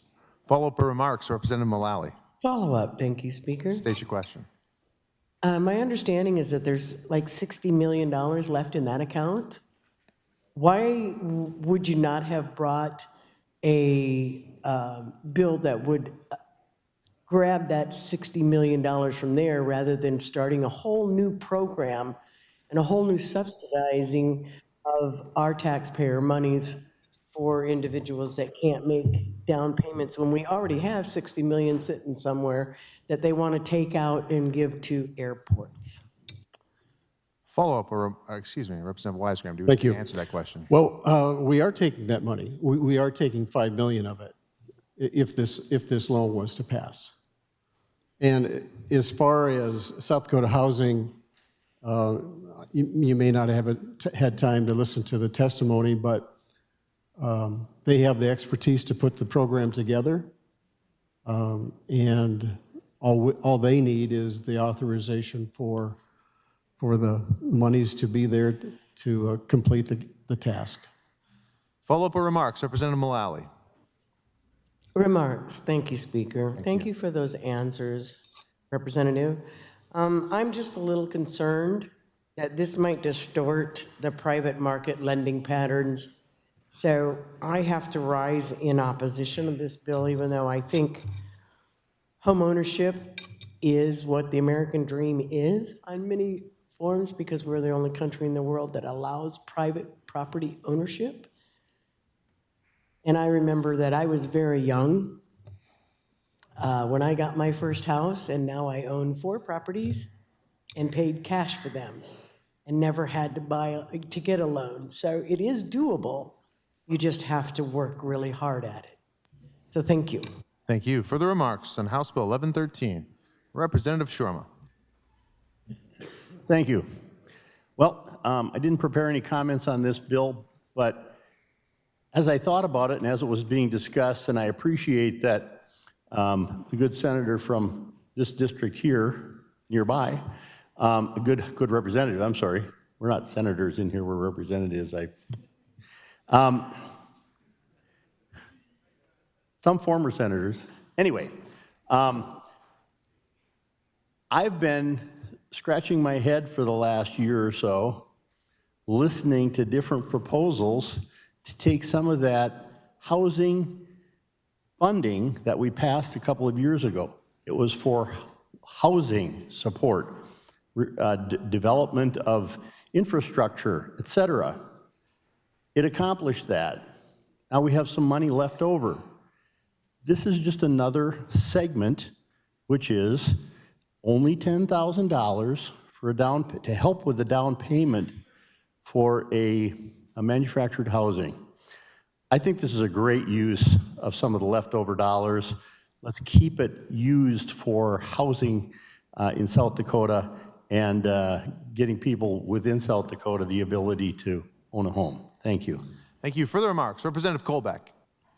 Thank you, Mr. Speaker and members of the body. As a member of the Appropriations Committee, we had this bill in front of us, of course, and the bankers came forward, and here's what they said. With this bill being passed, that would give them the leverage to borrow money to these people that were short or could not come up with a down payment. And an example was a manufactured home that would cost $112,000. The down payment on that house would be $13,500. That family could maybe come up with the $3,500, but not the $10,000. So they could go and apply for that $10,000 and get their down payment, and the bank still has the opportunity to loan that money, whether the interest rate is 5%, 6%, 7%, or 8%. It does not take away from the ability of a private bank to generate funds through its loaning process to new homeowners. Thank you. Thank you. Further remarks, Representative Schubeck. Question for the Prime. State your question. Talking to my city administrators and various mayors, does manufactured housing mean that there are wheels attached or not? Representative Weisgram, do you wish to answer that question? Yes, thank you. Correct. It can be, yes. Follow-up remarks? Representative Goodwin. Thank you, Mr. Speaker. Well, you got me out of my seat when you said having wheels attached. I live in a trailer house. I hope my wife isn't listening because she cringes every time we say that. But if you came to my house, and you're all welcome, I live in the nicest trailer house you have ever seen. It's got 8-inch walls. It's got thermal-pane windows. It's got like 5 patios. I mean, it's got a pool room. It's got, 8-ball pool, not a swimming pool. And it is the nicest house. I've had hunting buddies over there, and they're saying, geez, what a nice house. And of course, I'm a smart aleck and say, well, we're actually a trailer house. And Marcia just glares at me. We're not supposed to talk about that. But anyway, one time I had to take a friend of mine out. It was in the wintertime. We were hunting lions, and we had to shovel the actual snow next to the skirting. Skirting's a clue that it might be a trailer house. And I had to show him the skirting to prove that it was a trailer house. So it's absolutely a great house. It's easy to heat. It's more energy efficient, more sound, more quiet than any stick-built home. And so what the problem is, though, the wheels, I'm getting to the wheels here, is if it has wheels underneath it, you can't get regular homeowners insurance. And that's the big deterrent because you pay high insurance. So I just hired a company last year to come in, and they have a package where they actually go underneath your foundation where the wheels are, and they turn it into a permanent foundation. They certify it. So now you went from a trailer house with wheels to a regular foundation, and you qualify then for regular homeowners insurance, which is huge, a couple grand a year. So I think we could get that out, that stigma would go away, and it'd be more of an incentive for people to have a mobile home. And like somebody said before, I think the prime sponsor, the mobile homes today aren't like the 10 by 50 you had in college where you cranked the windows and 7 of them cranked out and then they didn't crank back down. Those days are past. They are really, really nice. Go look at them. So I just think that this is a great attempt to get more people into homes. I think that's the reason we're here. We can really do good for the people of South Dakota by passing this bill. Thank you. Further remarks, Representative Northrup. Thank you, Mr. Speaker. This bill does not cover mobile homes. This bill does not cover, they do not have wheels underneath them. What this is a high-quality manufactured home that meets HUD, H-U-D specifications. A great example of this is in Madison, they build them. They got this great big barn, and they build them inside. In the wintertime, they build them year-round, and they put them on a semi of some type, and they haul them out and drop them off, and they're good to go, but they are not mobile homes. We amended that. That was in the original bill. Mobile homes are not part of this bill, that what we're talking about is homes that appreciate in value. Thank you, Mr. Speaker. Thank you. Further remarks, Representative Mucky. I just want to make sure we bring it back to the bill. So I can't say enough for the good representative who brought this. This is a fantastic bill, and the reason why is within the South Dakota Housing Development Authority, there are multiple programs that support folks who are looking at what you'd call a stick-built home. There is no existing program for manufactured housing at the Housing Development Authority right now. And to that end as well, when it comes to the funds from the process we have as far as housing infrastructure funds, those funds have no time limit. There will be opportunities for us to reuse those funds over time. There will be opportunities for us, especially now, to continue to lend to communities to have good outcomes in their community as we look forward. And so I just want to give as much kudos as I can to the prime sponsor. This is incredibly thoughtful. This actually meets the intent as well as it can for the Housing Infrastructure Fund. You're talking about true workforce housing. And to be able to embed that with this fund, reuse the funds, and give folks a hand up into home ownership, can't say enough for this bill. Please vote green. Thank you, Mr. Speaker. Thank you. Further remarks on House Bill 1113. Any further remarks? Representative Wisegram in closing. Well, thank you, Mr. Speaker. Thanks for the debate today. I really, truly think this will get more people probably in their first home. And really, isn't that the goal? So in closing, I just would like you to think of all the good that we'll be doing by passing this bill. So thank you very much, and I look forward to your green vote. Thank you. Thank you. Seeing no further remarks, the question before the House is final passage of House Bill 1113. Due to the appropriation, House Bill 1113 will require a 2/3 vote. All those in favor will vote yea. Those opposed, nay. The clerk will unlock the voting machine, and the members will proceed to vote. Representative Kolbeck. Thank you, Mr. Speaker. Personal privilege. Granted. Thank you. Members of the body, we just got done talking about a very important project in the state of South Dakota that could come forward and hopefully get some people in their homes. Up in the gallery today, I want to introduce you to the director of CCOG. If you don't know what CCOG is, that is our Southeastern Council of Government, and it relies on a variety of funding sources, including membership dues, state funds, federal funds, and by performing various other services under contractual basis. This was built to help promoted regional cooperation and economical delivery of services to our communities in Clay, Lincoln, McCook, Minnehaha, Turner, and Union counties, as well as the municipalities within these counties. I would like to introduce you to the director of that, Lynn Keller Forbes, right up there. And I don't know who the gentleman is next to her, but you can stand as well. Thank you.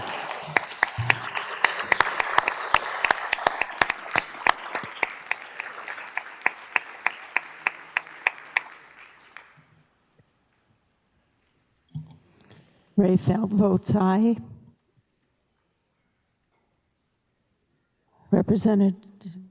Mr. Speaker, all members have voted. Clerk will please display the vote. Mr. Speaker, there were ayes 45, nays 21, excused 4. House Bill 1113, having failed to receive the affirmative vote of 2/3 of the members elect, is hereby declared lost.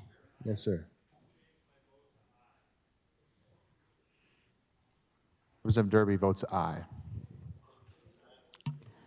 Derby votes aye.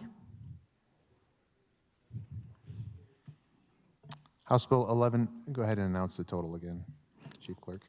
Mr. Speaker, there were ayes 46, nays 20, excused 4. House Bill 1113, having failed to receive the affirmative vote of 2/3 of the members elect, is hereby declared lost. Representative Mortensen.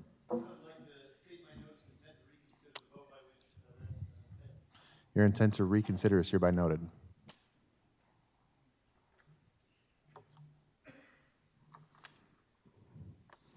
House Bill 1302, an act to address issues facing South Dakota. House Bill 1302, having had its second reading, is up for consideration and final passage. Are there any remarks? Representative Odenbach.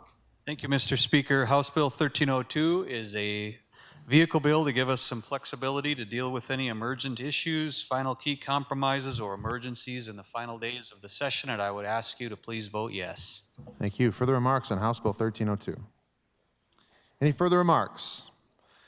Seeing no further remarks, the question before the House is final passage of House Bill 1302. All those in favor will vote yea. Those opposed, nay. The clerk will unlock the voting machine and the members will proceed to vote.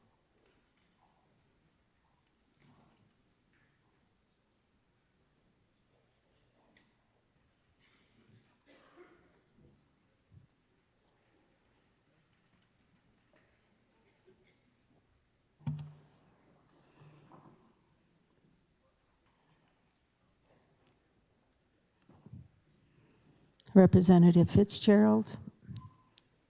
Representative Jorgensen.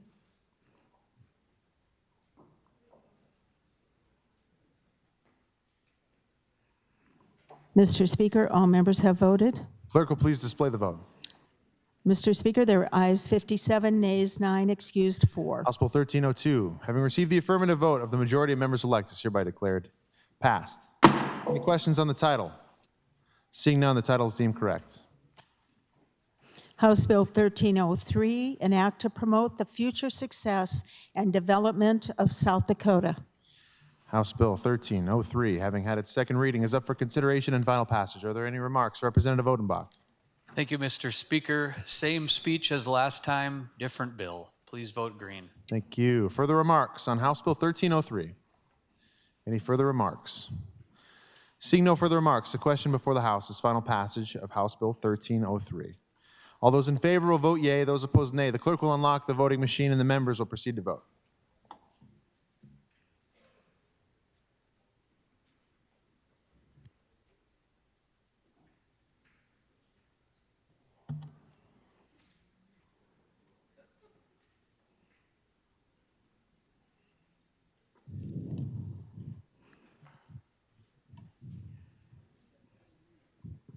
Representative Heineman.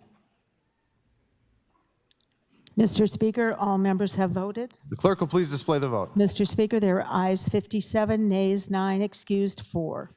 House Bill 1303, having received the affirmative vote of the majority of members elect, is hereby declared passed. Any questions on the title? Seeing none, the title is deemed correct. House Bill 1134, an act to make an appropriation for the economic development prosperity of South Dakota. House Bill 1134, having had its second reading, is up for consideration and final passage. Are there any remarks? Mr. Speaker. Representative Derby. Thank you, Mr. Speaker. Every now and then, the Appropriations Committee also needs a vehicle bill to handle anything that comes at the very end of session. I would appreciate your support. Thank you. Thank you. Further remarks on House Bill 1134? Any further remarks? Seeing no further remarks, the question before the House is final passage of House Bill 1134. Due to the appropriation, House Bill 1134 will require a 2/3 vote. All those in favor will vote yea. Those opposed, nay. The clerk will unlock the voting machine, and the members will proceed to vote.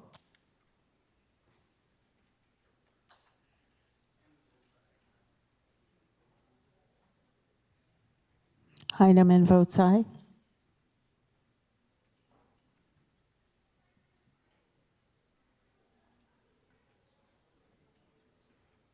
Representative Garcia. Mr. Speaker, all members have voted. Clerk will please display the vote. Mr. Speaker, there are ayes 56, nays 10, excused 4. House Bill 1134, having received the affirmative vote of 2/3 of the members elect, is hereby declared passed. Any questions on the title?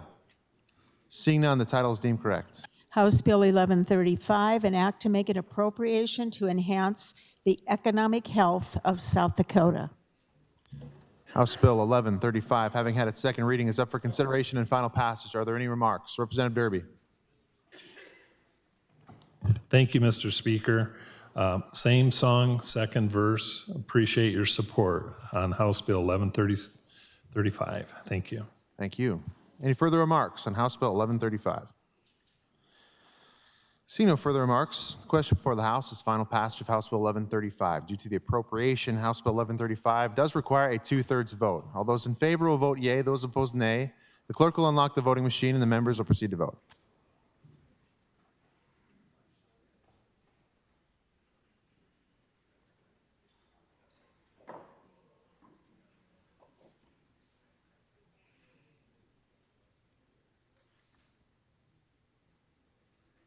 Heineman votes aye.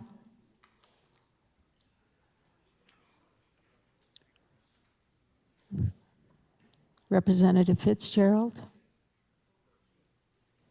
Mr. Speaker, all members have voted. The clerk will please display the vote. Mr. Speaker, there are ayes 58, nays 8, excused 4. House Bill 1135, having received the affirmative vote of the majority of members elect, 2/3 of members elect, is hereby declared passed.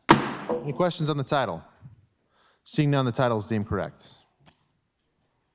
House Bill 1136, an act to make an appropriation for the development of South Dakota. House Bill 1136, having had its second reading, is up for consideration and final passage. Are there any remarks? Representative Randolph. Thank you, Mr. Speaker. It gives me great pleasure to make the motion to table House Bill 1136.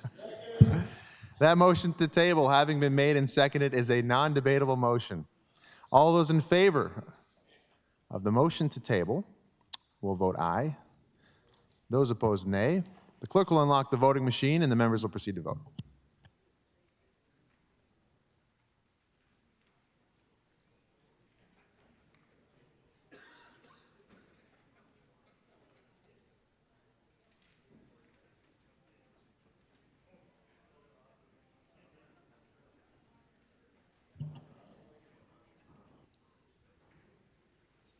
Mr. Speaker, all members have voted. The clerk will please display the vote. Mr. Speaker, there are ayes 63, nays 3, excused 4.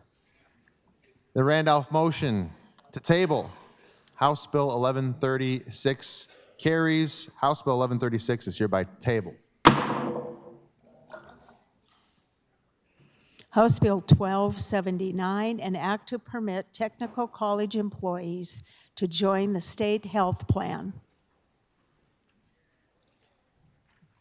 House Bill 1279, having had its second reading, is up for consideration and final passage. Are there any remarks? Representative Mortensen. Thank you, Mr. Speaker. Good afternoon, everyone. In a very efficient crossover day we're making it, I bring to you House Bill 1279. This is a cost-free way to help out our technical colleges. This bill I would submit to you is one, provides this body, our state, and our technical colleges an opportunity to leverage something unique about our state. We're small enough to be nimble, and we're small enough to be flexible. What do I mean by that? This bill would allow technical colleges to join the state health plan if the Bureau of Human Resources, who oversees the health plan and does a whale of a job, if they agree, and if the technical school agrees as well. Giving them this flexibility could save taxpayer dollars. In fact, I would submit to you, this will never be done unless it saves taxpayer dollars. The technical college will never ask to join unless they could be spending less on their health insurance and getting as good or better product. And the state will never let them on unless they can be sure that the fiscal situation in our budget is not impacted. And so this provides additional authority, additional flexibility, and an additional option to our technical colleges to get to work with the Bureau of Human Resources and see if there is an arrangement out there to have the technical college employees join the state health plan. Our state health plan has more than 10,000 state employees covered and more than 20,000 lives covered total. It's a very large plan and it is very well run. It is a self-insured plan. Wellmark is our administrator through it, but it's an aspect of state government we should be very proud of. The technical colleges, I mean, why isn't this everyone? Why isn't this school districts and counties and cities? Our technical colleges are uniquely situated in their governing structure in that there is a state board of technical education, but as a practical matter, the employees who work there, who teach everything from welding to cosmetics to HVAC, those are either employees of the school district or the local education agency in Rapid City's case. It's an odd governing structure. I think this is the right entity to see if this flexibility can work. It may not, but I think this is the right first step to see if we can take advantage of our small size, be nimble, grant some flexibility, and see if we can't save some taxpayers some money. Please vote green. Thank you. Further remarks on House Bill 1279? Are there any further remarks? Seeing no further remarks, the question before the House is final passage of House Bill 1279. All those in favor will vote yea. Those opposed, nay. The clerk will unlock the voting machine, and the members will proceed to vote.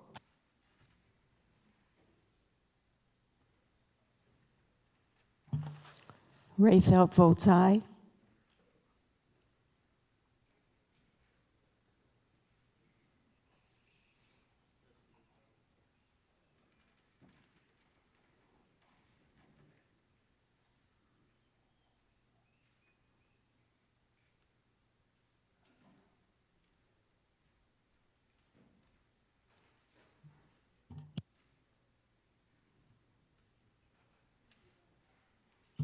Schubeck votes aye.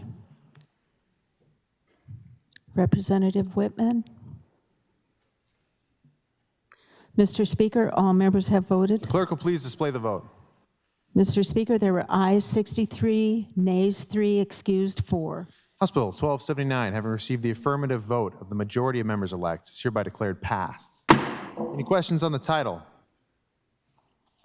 Seeing none, the title is deemed correct. House Bill 1300, an act to accept victims of human trafficking or domestic abuse from certain clemency notice requirements. House Bill 1300, having had its second reading, is up for consideration and final passage. Are there any remarks? Representative Uri Volk.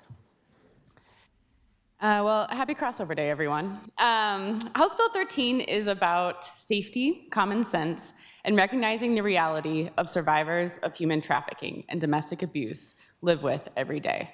Under current law, an individual applying for clemency must publish notice in a newspaper. While that may seem procedural, for someone who has relocated for safety or whose abuser may still be looking for them, that public notice can create real danger. This bill creates a narrow exception to that publication requirement. It does not lower the standards for clemency. It does not bypass the Board of Pardons and Paroles. It simply allows a victim of human trafficking or domestic abuse to request an exemption when publishing personal information that would put their safety at risk. In committee, there was no opposition and there was no negative votes. I want to thank the organizations that were behind the bill and did the amazing work. Call to Freedom and the West River Human Trafficking Task Force. Senator Voida will hopefully be carrying the bill in the Senate, showing a truly bipartisan effort. So just to walk briefly through the bill, it adds a new section to Chapter 2414 with 2 subsections outlining the requirements. Subsection 1 requires the applicant to submit their own affidavit stating that they are a victim of human trafficking, domestic abuse, or substantially similar crime in another state, and that their safety would be at risk if their personal information were published. Subsection 2 requires affidavits from 2 qualified professionals who may be from the same profession, but not the same agency, confirming both the individual's victim status and a good faith belief that the publication would create a safety risk. The bill then specifies the categories of professionals who may provide that verification, including law enforcement, prosecutors, healthcare providers, mental health professionals, and victim advocates. This structure protects due process while prioritizing survivor safety, and nothing in this bill waives a victim's right to notification. In closing, if the clemency process itself creates harm, then the system is failing the very people it should help. House Bill 1300 makes a small but critical correction, and I respectfully ask for your favorable consideration. Thank you. Further remarks on House Bill 1300, Representative Jordan. Thank you, Mr. Speaker. I just want to go on record as the person who pulled this off consent. It's a good bill. I just wanted to vote against another bill and didn't want to vote against this. Please vote green. Thank you. Further remarks on House Bill 1300. Any further remarks? Representative Hughes. This bill is an excellent bill. It was drafted with people working together, doing something good. I hope we can all vote a unanimous green. Thank you. Thank you. Further remarks on House Bill 1300. Any further remarks? Seeing no further remarks, the question before the House is final passage of House Bill 1300. All those in favor will vote yea. Those opposed, nay. The clerk will unlock the voting machine, and the members will proceed to vote.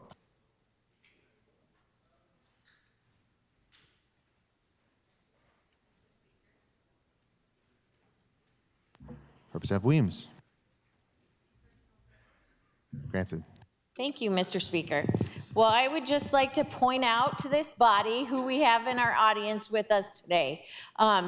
Vernon Brown, who is city council in Sioux Falls and also works for SDSU, along with Bob Thaler, SDSU Animal Science, and Brock Thompson, head SDSU women's soccer coach. Go Jacks. Both are here for bill signings on the swine unit expansion and the new soccer field complex on campus, all paid for by donors. Go Jacks. Welcome to the Capitol.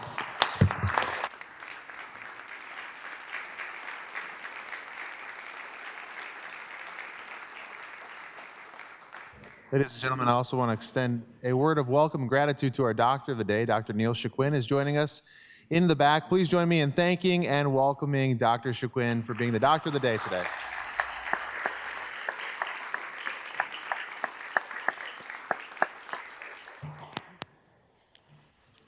Representative Rowe.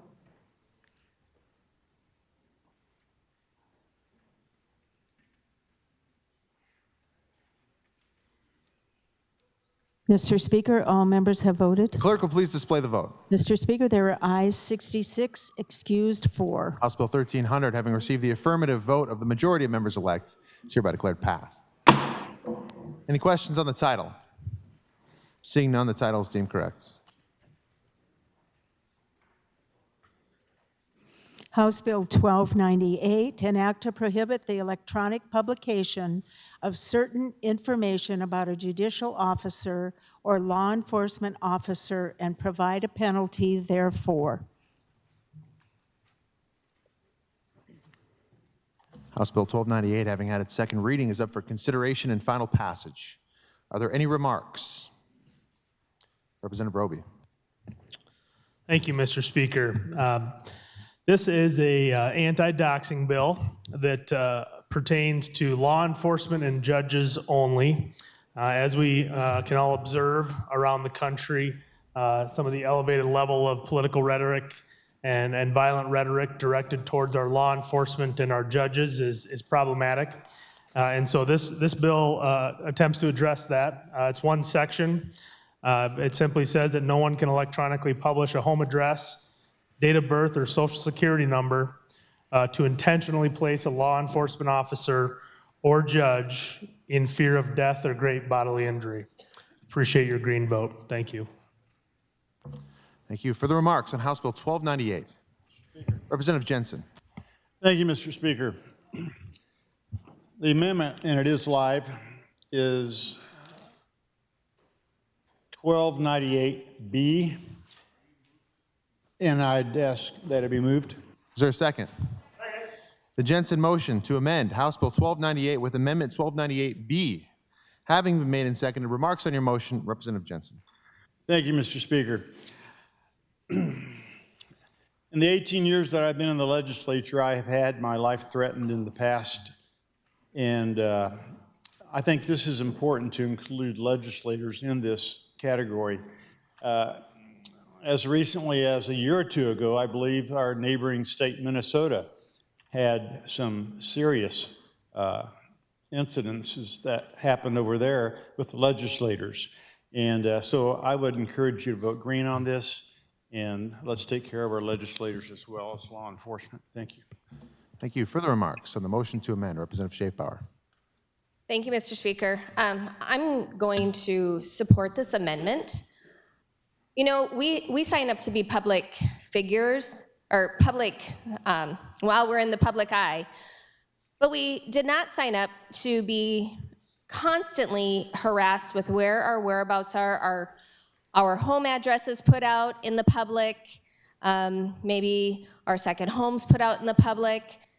You know, we bring some contentious bills, and some of the topics that we talk about, we are not, you know, found in favor a lot with a lot of people whose views are opposite of ours. So one of the tactics when they want to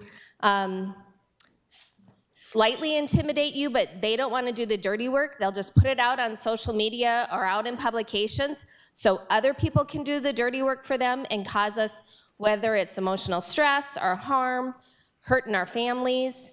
I think adding the legislators to this bill is a good idea so that we can actually serve the citizens of South Dakota free from, just being doxxed. And we have to remember what happened in Minnesota. That legislator and her husband were killed at their home. Their home address was put out. There are many states that have done this to protect their legislators. So, South Dakota, I know we might be South Dakota nice, but sometimes crazy comes here, and so let's just stomp it out before it happens. Thank you. Thank you. Further remarks, Representative Roby. Thank you, Mr. Speaker. Well, I appreciate the good representative from Meade and Pennington County's amendment. From a personal perspective, of course, I wouldn't mind this amendment at all, but I am going to rise in opposition to the amendment. It is an unfriendly amendment. The House Judiciary Committee, we reviewed 3 separate bills related to this topic. Well, I should say 4, one of which has passed this body, which allowed for the redacting of judges and law enforcement officers from our voter rolls. 2 other bills came in front of our committee and were rejected as being overly broad and stifling, potentially stifling free speech and political speech. And so where we landed on as a committee was, these folks that are judges and law enforcement officers, with the exception of judges every so often in terms of retention elections, they're not elected officials. They're doing very contentious work on a day-to-day basis, and we believe they deserve that protection. And so we drew that line at judges and law enforcement officers instead of the political class. And the second piece on this amendment, which is troublesome, is that it adds legislator, but it does not include other statewide elected officials. Does not include the administrative or the executive branch.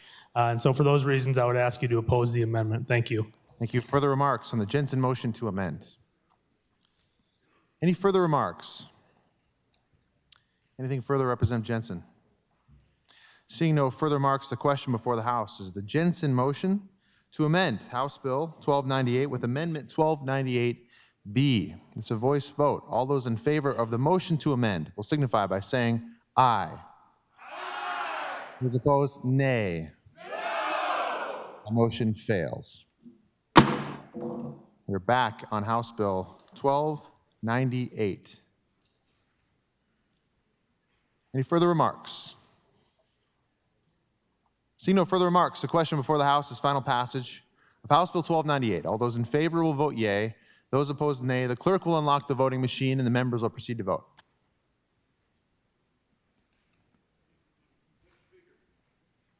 Representative Overweg. Thank you, Mr. Speaker. Personal privilege? Granted. I would just like to address you all right now, and don't know if you realize this or not, but we're not even at 3:30, and when this bill is done, crossover day, our work is done in this House. And it's on a year when we've had the most bills introduced since 1998, I believe. I just want to tell you how proud of you all I am. You guys are awesome. I love this bunch of people. You worked hard, committees, chairs, everybody. Thank you. This is a lot better than covering the clock.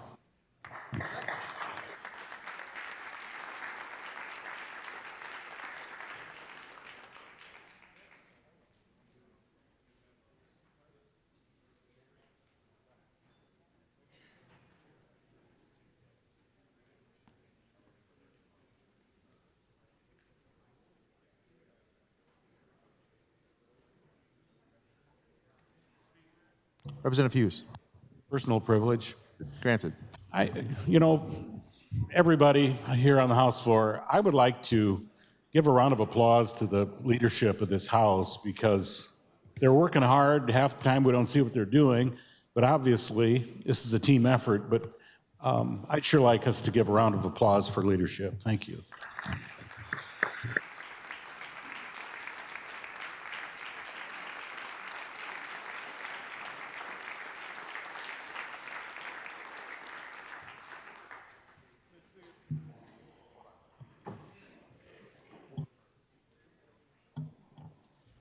Mr. Speaker, all members have voted. Clerk will please display the vote. Mr. Speaker, there are ayes 64, nays 2, excused 4. House Bill 1298, having received the affirmative vote of the majority of members elect, is hereby declared passed. Questions on the title?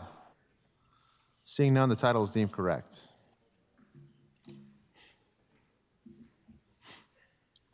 There being no objection, the House will now revert to order of business number 8, motions and resolutions. Hold on. I move we now reconsider the vote by which House Bill 1113 lost. Is there a second? The Mortensen motion that the House now reconsider the vote by which House Bill 1113 lost, having been made and seconded. Remarks on your motion, Representative Mortensen. You know, only briefly, I think that there was a little bit in the back and forth of confusion over exactly the mechanics of this bill, particularly the fund of money from which the program was being established. I think that reconsidering it now is proper. Thank you. Further remarks on the Mortensen motion to reconsider? Any further remarks? Seeing no further remarks, the question before the House is the Mortensen motion that the House now do reconsider the vote by which House Bill 1113 lost. All those in favor will vote yea. Those opposed, nay. The clerk will unlock the voting machine and the members will proceed to vote.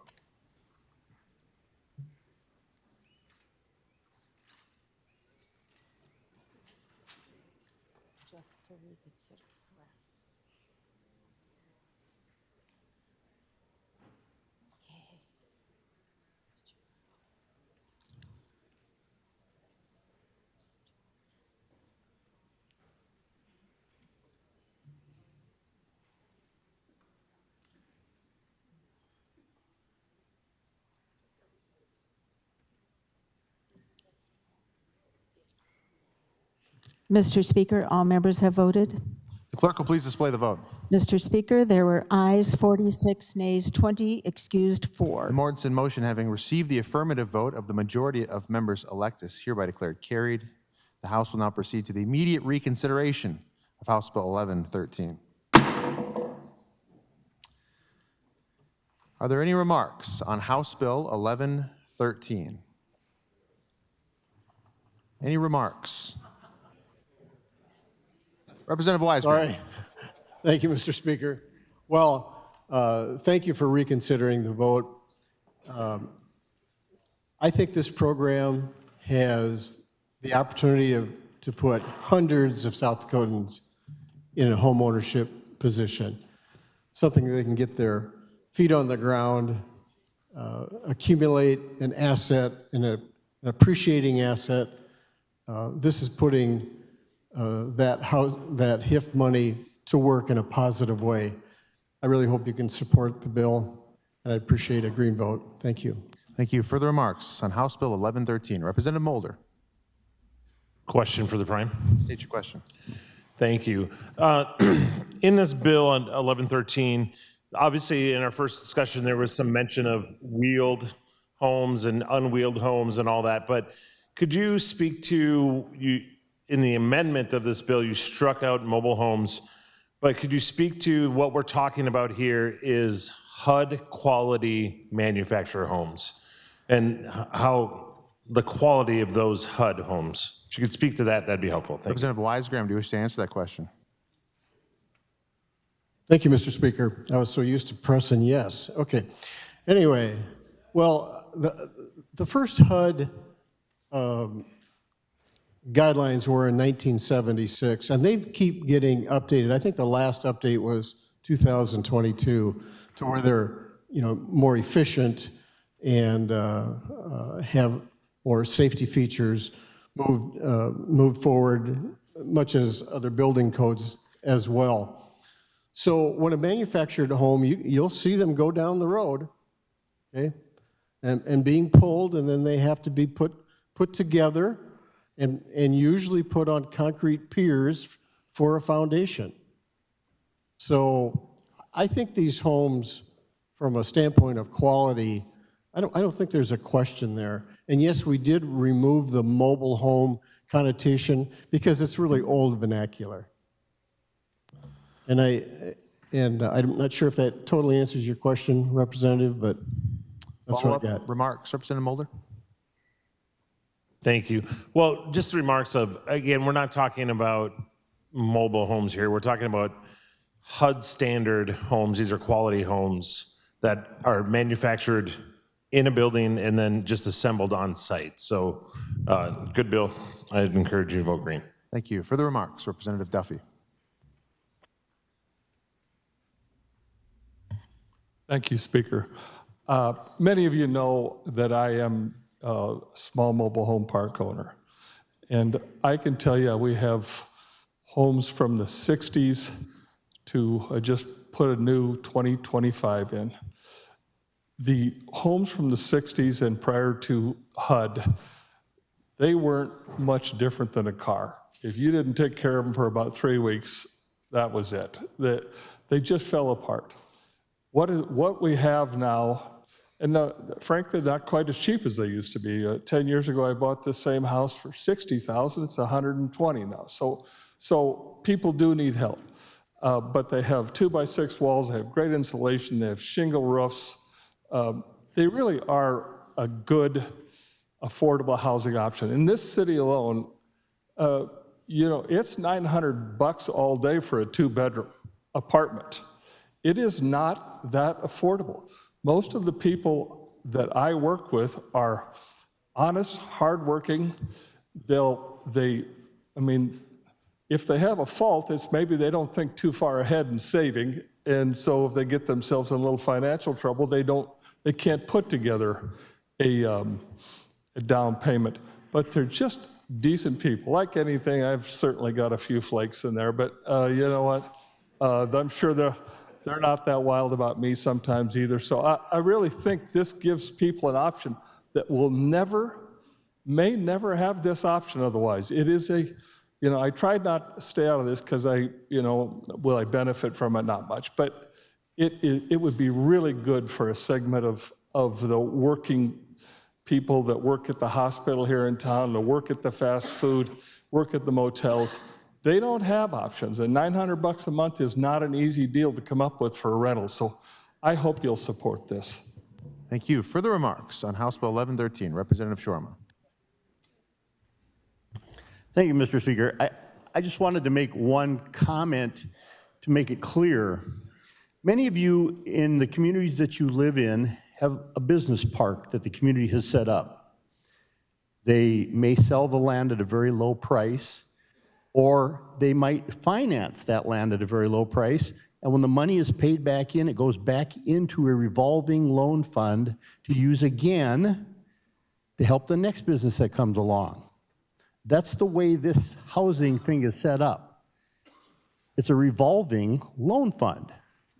When they borrow out the money from the Housing Development Fund, it goes to a family, and they in turn pay it back, there to be used again to help another family. So just keep in mind that this is a revolving loan fund. Thank you. Thank you. Further remarks on House Bill 1113, Representative Jordan. Thank you, Mr. Speaker. I would regret not doing this. To quote the wise philosopher Kid Rock, I'm not straight out of Compton, I'm straight out the trailer. I grew up in trailer houses growing up. But one question I do have is it the government's role to provide housing for everyone? Thank you. Thank you. Further remarks on House Bill 1113, Representative Ladner. First of all, I'd like to thank the Prime for bringing this bill. It's responsible, it's fiscally responsible. The people who put in for these loans or down payment loans have to qualify with the bank. They have to be fiscally responsible. They just don't have the chunk of money as a down payment. Like the representative said that the money is paid back, or when the house is sold, that down payment goes back into the fund to be used by somebody else. I don't think there's any real argument against that, but it's really an asset into perpetuity because it keeps feeding itself back. The average homeowner sells their home about every 7 years, according to the federal stats. So it can be returned quickly and given out to more families that just need that leg up. Thank you. Further remarks, Representative Northrup. Thank you, Mr. Speaker. To answer the question, yes, this is the role of government. It is the role of government to improve the lives of the citizens. The citizens are our nieces, our nephews, our children, our grandchildren. It is the role of us to improve the lives. There's a lot to be said for home ownership. It is my contention that homeowners are engaged in less crime. They're engaged in paying more taxes. They're engaged in coaching the softball team more than non-homeowners. Homeowners become good citizens because they got a stake in the community. This is a good bill, and we're doing it at pennies on the dollar. Compared to what we've been doing with this fund, typically we've been putting about a third of the money in. So on a $180,000 home, we've been putting in $60,000. Now we're motivating with $10,000. The math says this will allow 500 homes to be financed at a $10,000 down payment. 500 homes equals 2,000 citizens, men, women, and children. This is a good bill. Vote green. Thank you. Further remarks on House Bill 1113? Representative Mullally. Thank you, Mr. Speaker. I'm still quite confused. It's not a mobile home, but it has wheels. So if you take the wheels off and you put it on concrete blocks, that makes it a permanent home. But the new mobile homes that are being built are as well built as the modular homes. And as it was mentioned that homeowners live in the house for about 7 years and then they buy a new one. Why? I've been in my house for 35 years, or 33 years now. Same house. Done a few improvements on it, but it's still the same house. But if I wanted to move and I had a mobile home, I'd be able to move my mobile home. So by having this bill, are we eliminating the people who want a mobile home to be able to move, you know, because their job takes them and they just want to take their house with them? So this bill, to me, is just picking out a group of people that only want to live in modular homes, but we're eliminating the people that want to live in mobile homes from being able to have ownership as well. So I'm just a little confused as to who this bill actually is going to help, you know, because if you didn't have a car payment, you could set aside a little bit of money. If you didn't have a $1,000 phone, you could set aside a little bit of money. There are many things that you can do to set aside a little bit of money to get a down payment that doesn't have to be subsidized by the government. Thank you. Further remarks? Representative Jamison. Just a quick comment here. You know, the question really in front of us is who's going to change their mind, right? Somebody was red before, and now we need them to be green. All I want to say is to the people who voted against the bill was there's 46 good legislators who would love to have you join us, and that's a good reason to change your vote. Thank you. Thank you. Further remarks? Representative Stevens. Well, thank you. You know, I think the good representative is exactly right. You know, somebody here is going to make the beginning of somebody else's dream. That's what it's going to be. And it isn't a matter of just setting a little bit of money off. We're talking about thousands of dollars that it takes. And what do all of us want us to do? We want these young couples to have a place to live. We want them to be able to stay in our communities. And how do you do that? You know, the good representative over here quoted Kid Rock, I think. I'm going to quote Toby Keith. What Toby Keith says, how old would you be if you didn't know when you were born? Now, what does that have to do? I'd like to have all of you think back to that very first house that you got. And what did it take? You had to take a down payment. Now, where are you going to get that down payment? Well, I know when I got my first house, it was an FMHA house. Didn't have to put a down payment down. I didn't have parents that were willing to help me put a down payment down. I was going to school. My wife was going to school. And we got to buy a house. And how long did we live there? We lived there about 7 years. But it wasn't that we didn't like the house. We were able to take that. We had built up equity, and we bought another place. And you went from there. And truly it is. You know, we want our young couples just to have a place to live, even if they don't have kids. You have other people who their dream, the American dream, is to do what? Is to own a house, own something that's yours, some place where you build memories, some place where you raise your kids, you plant a garden, you do all those kind of things. And that's why this is such an important deal. We're only talking about $10,000 or somebody's getting help that they're going to have to pay back when they sell it.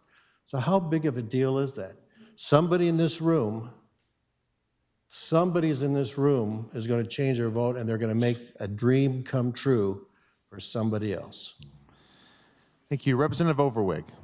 Thank you, Mr. Speaker. I respectfully yield my time to the bill's sponsor. Thank you. Representative Weisgram in closing.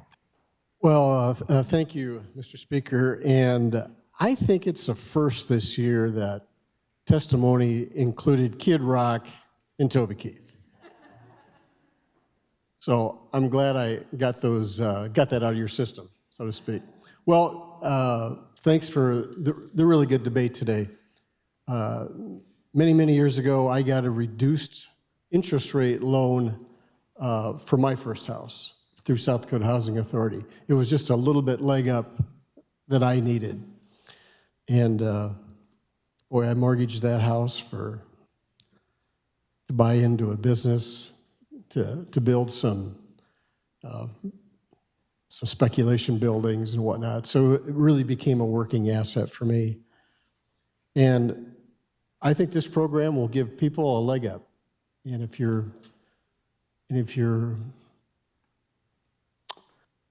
so inclined, I would sure encourage a green vote to help people's American dream come true. Thank you.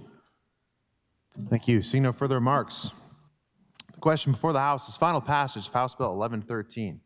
Due to the appropriation, House Bill 1113 does require 2/3 vote. All those in favor will vote yea. Those opposed, nay. The clerk will unlock the voting machine and the members will proceed to vote.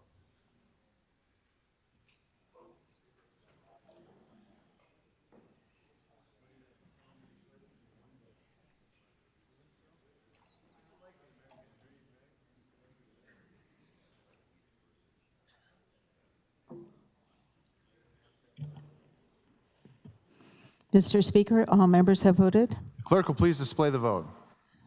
Mr. Speaker, there are ayes 45, nays 21, excused 4. House Bill 1113, having failed to receive the affirmative vote of the majority of members elect, is hereby declared lost.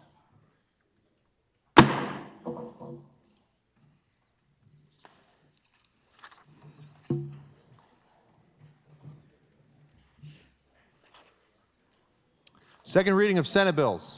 Senate Bill 30, an act to amend the reasons for challenging an individual's eligibility to vote.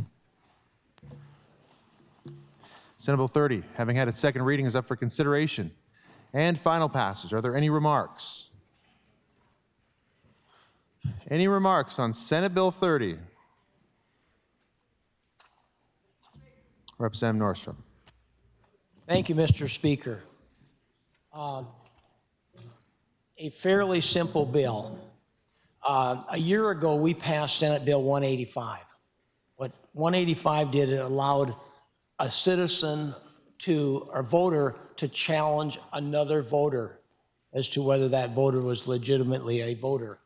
And so if you look at Senate Bill 30, it basically just adds, currently there's two reasons you can challenge another voter. One is if they voted in another state, that's a legitimate challenge. The other one is whether they live in South Dakota or not. Those are the only two criteria that you can use to challenge a vote. This bill is adding a third criteria, and that is, the third criteria is they're a United States citizen. So it gives us one more legitimate reason to challenge a voter in the voter roll. So with that, I would stand by for question and encourage a green vote. Thank you. Further remarks on Senate Bill 30? Representative Mucky. Question for the prime sponsor. State your question. Can non-citizens currently vote in American elections? Representative Northrup, do you wish to answer that question?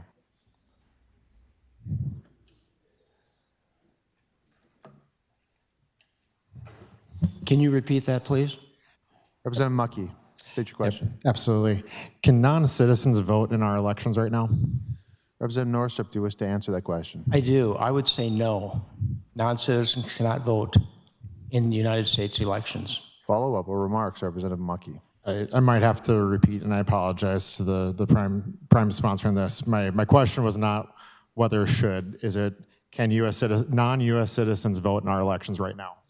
Representative Northrup, do you wish to answer that I question? do. No. Follow-up or remarks, Representative Mucky? Remarks. So I don't, this bill from my end, when I look at this, I think the question that I would have for the body is, under what auspices are we questioning somebody's citizenship?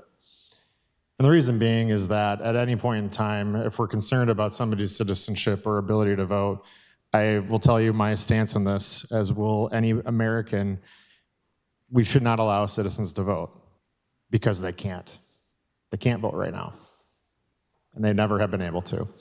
Folks who are non-citizens of this country should not be allowed to vote. That's true. That's happening right now. So why then would we need a law for something that doesn't happen? Truly, it doesn't happen. If you can point to me when we've had an issue of a non-citizen voting in an election in South Dakota right now, I'd love to know the case. That doesn't happen right now. We have processes for that, and I encourage your red vote today because there is no need for this law. Thank you, Mr. Speaker. Thank you. Further remarks on Senate Bill 30. Representative Odenbach. Thank you, Mr. Speaker. Well, this isn't about whether non-citizens can or can't vote. It's about the process for challenging whether somebody who is voting is a citizen or not. And it may not be, the question may not be, have they in the past? But our job isn't to just look at the past, it's to look at the future and how this state may be changing. And if we're going to be responsible and learn from the mistakes in other states, we definitely need to vote green. Thank you. Thank you. Further remarks on Senate Bill 30. Any further remarks? Representative Northrup in closing. Thank you, Mr. Speaker. This bill is a clarification. It's not establishing new law. Basically, it's putting in writing the third criteria for challenging a voter. That criteria is absolutely legitimate, and I don't think anybody's discussing that. It does no harm, and it probably does some good. Thank you, Mr. Speaker. Thank you. Seeing no further remarks, the question before the House is final passage of Senate Bill 30. All those in favor will vote yea. Those opposed, nay. The clerk will unlock the voting machine, and the members will proceed to vote.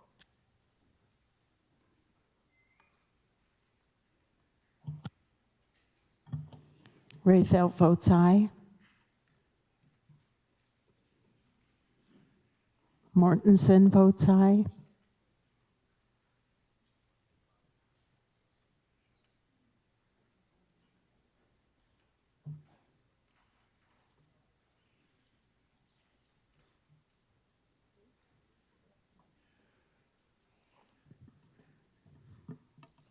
Representative Heerman.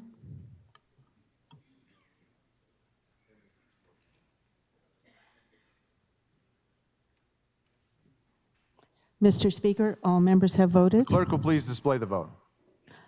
Mr. Speaker, there were ayes 59, nays 5, excused 6. Senate Bill 30, having received the affirmative vote of the majority of members elect, is hereby declared passed. Any questions on the title? Seeing none, the title is deemed correct. Senate Bill 31, an act to permit the use of a confirmation letter to verify a voter's registration. Senate Bill 31, having had its second reading, is up for consideration and final passage. Are there any remarks? Representative Reimer. Thank you, Mr. Speaker. Yes, members of the body, this afternoon I bring to you Senate Bill 31, an act to permit the use of a confirmation letter to verify a voter's registration. This bill allows county auditors to use a confirmation letter in addition to a postcard to verify a voter's registration. Please vote green. Thank you. Further remarks on Senate Bill 31? Any further remarks? Seeing no further remarks, the question before the House is final passage of Senate Bill 31. All those in favor will vote yea. Those opposed, nay. The clerk will unlock the voting machine, and the members will proceed to vote.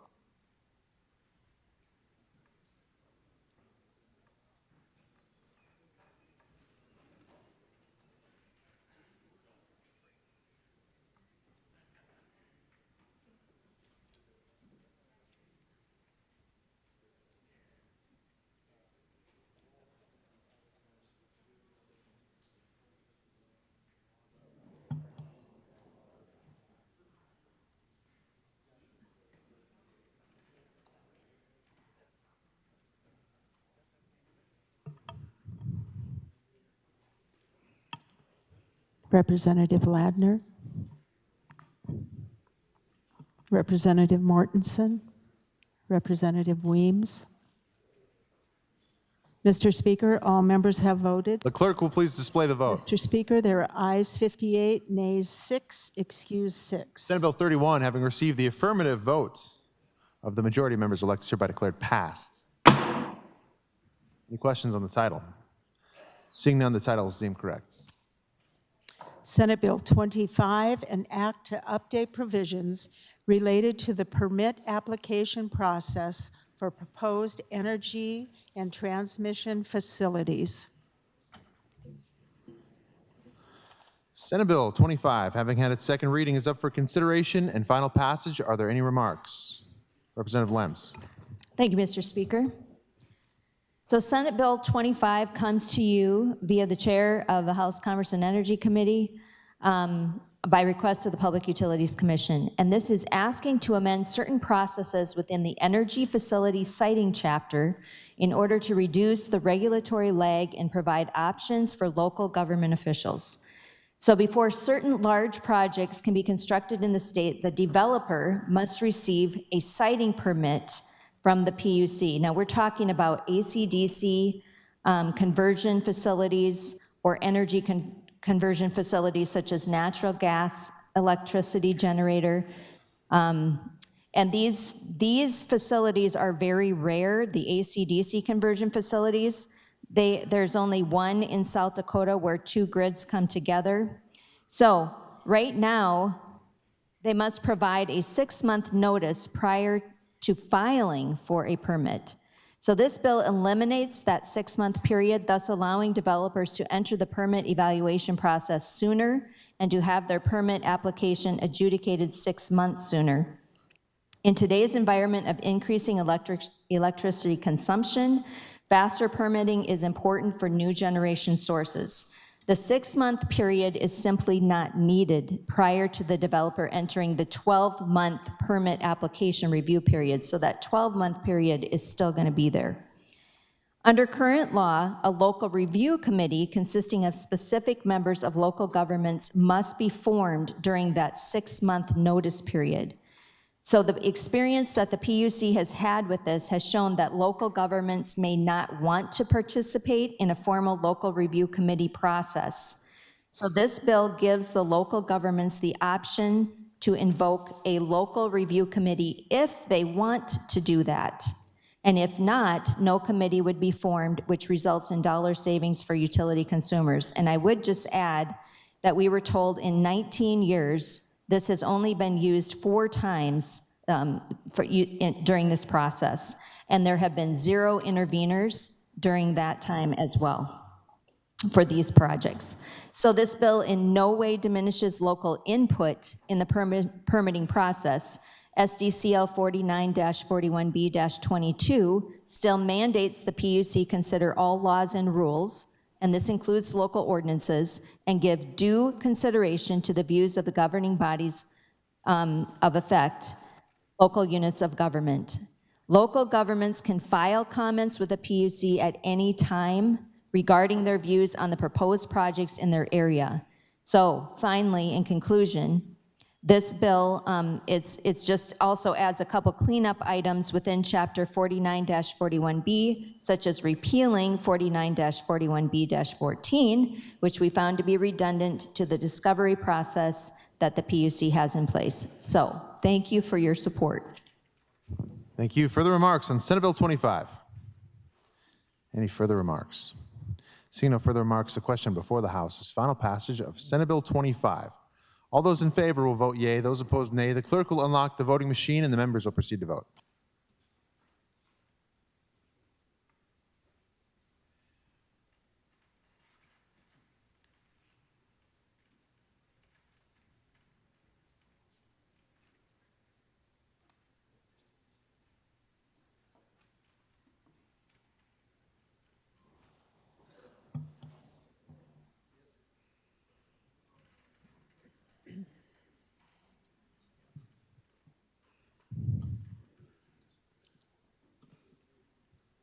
Cole votes aye. Representative Randolph.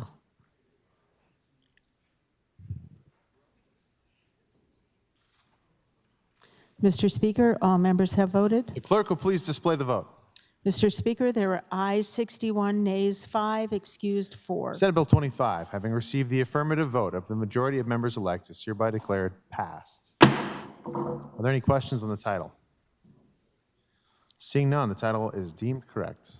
Senate Bill 205, an act to revise registration fees for drones and establish a fund to support drone aviation. Senate Bill 205, having had its second reading, is up for consideration and final passage. Are there any remarks? Representative Schubeck. Thank you, Mr. Speaker. So last bill of the day, great work, everybody. So let me start off just by saying the reason I got involved in this is ag drones are taking off in our rural areas, and this is a great way for young producers to get side income, to get a foothold into agriculture. And I know several young guys that are doing this, and you can get started with minimal investment, buying that drone and going out and doing spot spraying. So currently, ag drones and other commercial drones are taxed at your normal sales tax rate, and then they also have to pay on top of that a 3% tax for normal commercial drones and a 4% tax 4% for commercial, 3% for ag drones. That money is then put into the aeronautics fund, and that goes to pay for runways and airports. The problem is these drones will never use a runway. They're not allowed at an airport. So what we're going to do here is we're going to divert that money from the aeronautics fund, and we're going to put it towards career technical education so we can educate those people that want to start their own business in custom application of chemicals, fungicides, something along those lines. We're going to cut the taxes in half, so your ag drones will go down to 1.5% on the aeronautics fund tax, and then from 4% to 2% for the other commercial drones. And again, this money is going to go straight in the aeronautics fund. These drones, they won't see a runway. In the ag application world, they fly off a flatbed that's hooked up to a semi-truck.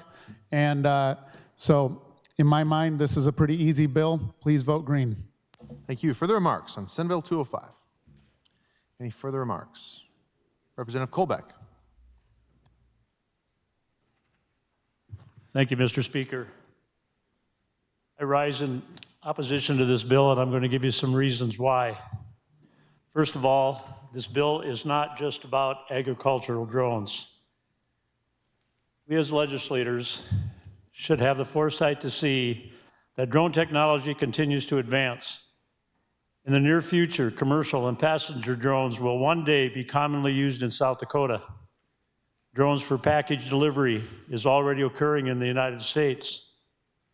Passenger drones have already been or currently being considered for approval in other countries as well as outside the United States. And I'll give you some examples shortly.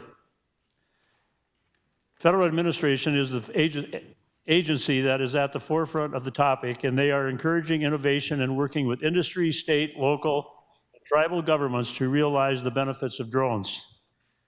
They are also the regulatory agency that will finalize future rules and regulations. As such, FAA is developing a draft pragmatic environmentally assessment, you like acronyms, PEA, that evaluates the potential environmental impacts of the United States package delivery operations in the United States. The proposed action analyzed in the draft PEA is drone operators conducting commercial drone package deliveries under 14 Code of the Federal Regulation. As you have heard, that the drone technology is going to continue, not only from package delivery, which they're already doing, to passenger delivery down the road. I just want to say one thing here that I think that is very important to the people here in this chamber and the people in the state of South Dakota. The Aeronautics Commission is a state body that deals with aviation. As most of you know, I've been very active with that particular part of the Aeronautics Commission. Original registrations, taxes currently go into the aeronautics account, and these dollars provide funding to the state's public airports via the state match. By passing this bill, we will be removing $48,000 of revenue. And I know you heard before that it was a lot more money than that, but this is from the LRC, $48,000 of revenue that corresponds to $1.9 million in purchasing power for the Federal Airport Improvement Program. They also are the best body to determine how best to use these funds in supporting all aspects of aviation. These funds can also be used for the training of people to fly drones, how to use drones, and when to use drones. So as you can see, airports in the near future will be probably accessible to drones, from packaging to passengers to other things that will help the industry and grow growth in the state of South Dakota. So I ask for your no vote on this bill. Thank you. Thank you. Further remarks on Senate Bill 205, Representative Duffy. Thank you, thank you, Speaker.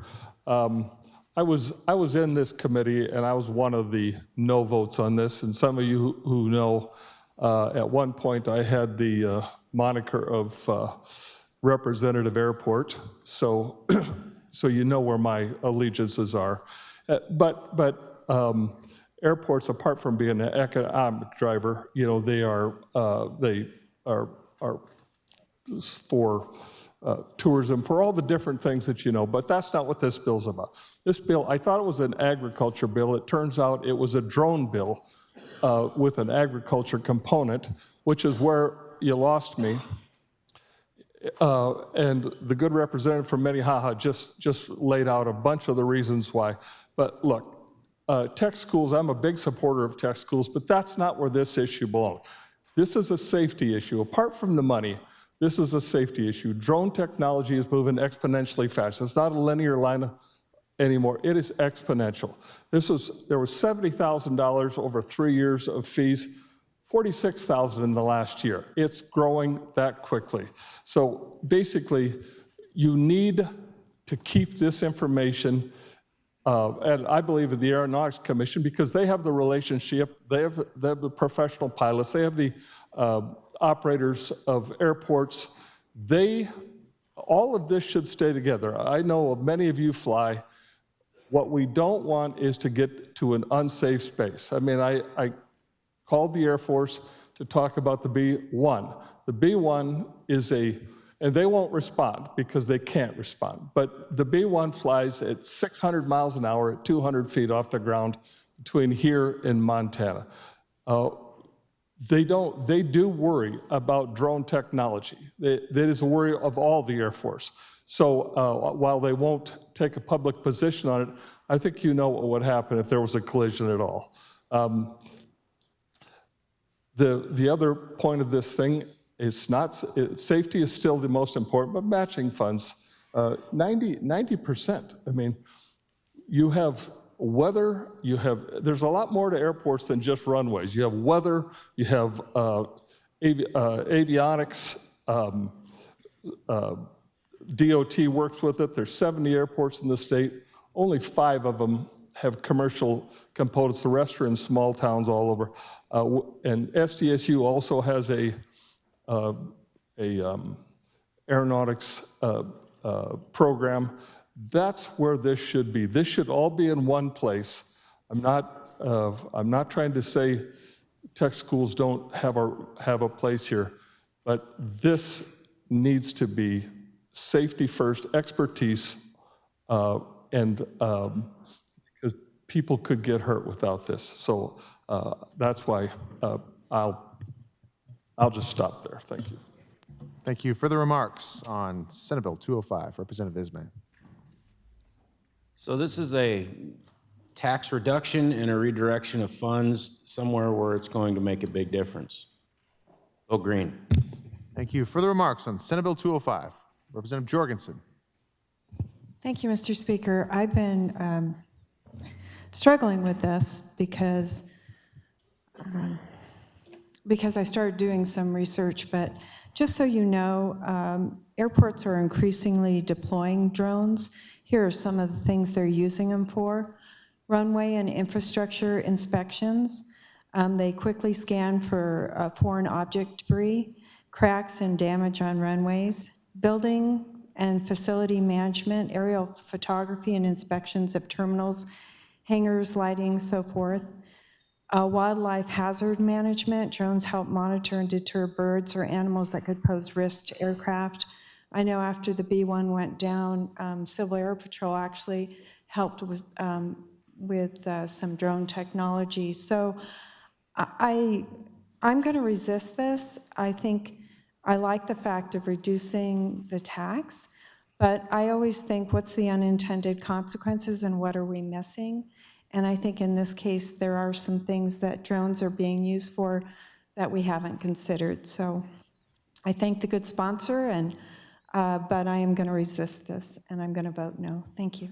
Thank you. Further remarks on Senate Bill 205? Representative Greenfield. Thank you, Mr. Speaker.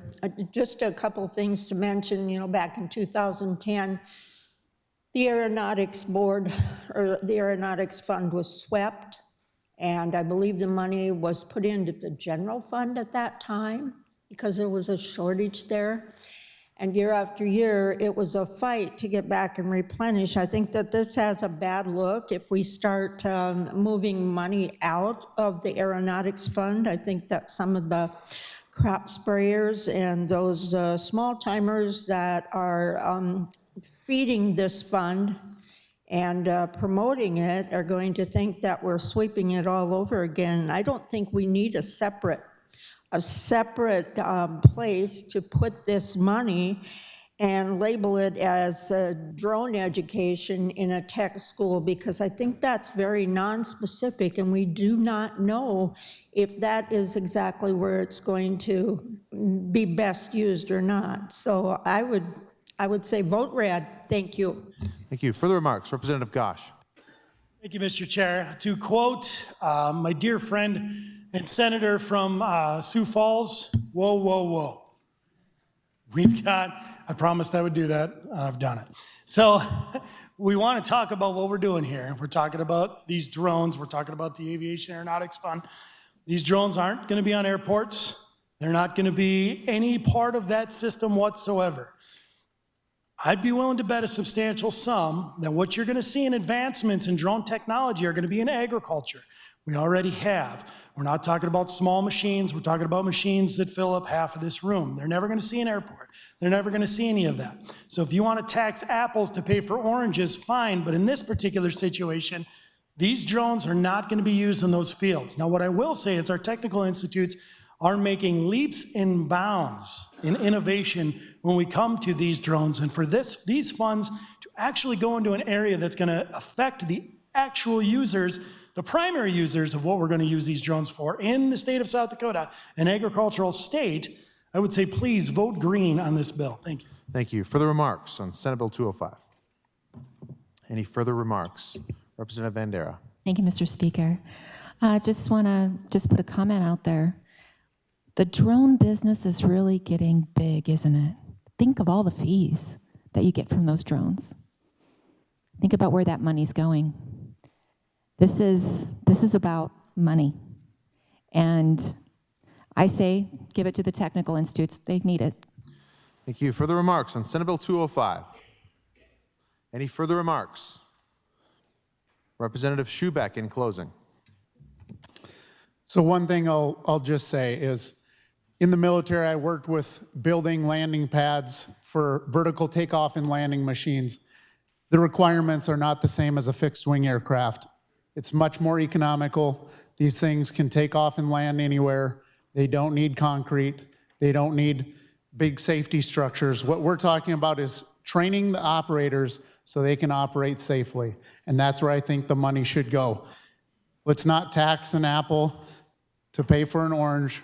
Let's put this money where it belongs in training the applicators. Thank you. Thank you. Seeing no further remarks, the question before the House is final passage of Senate Bill 205. All those in favor will vote yea. Those opposed, nay. The clerk will unlock the voting machine and the members will proceed to vote.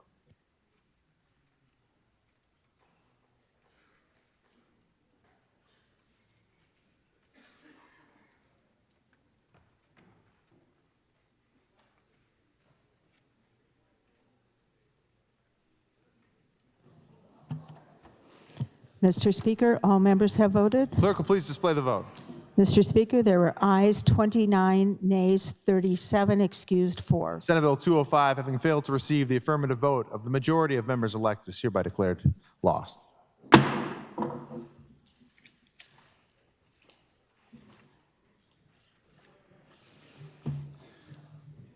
Constitution requires the Speaker to sign bills in open session, and so the Speaker is signing Senate Bill 165, an act to revise certain provisions pertaining to municipal governments.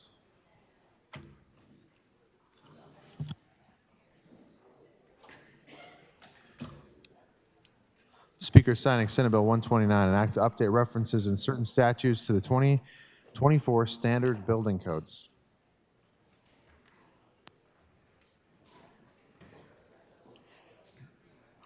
Speaker signing Senate Bill 116, an act to make an appropriation for the design and construction of an indoor athletics facility at Dakota State University and to declare an emergency.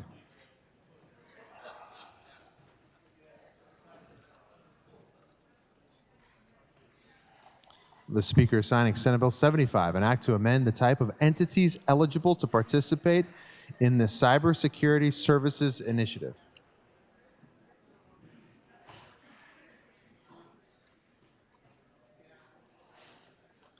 Speaker signing Senate Bill 72, an act to extend the time for reverting monies appropriated for the modernization of the state's enterprise resource planning systems.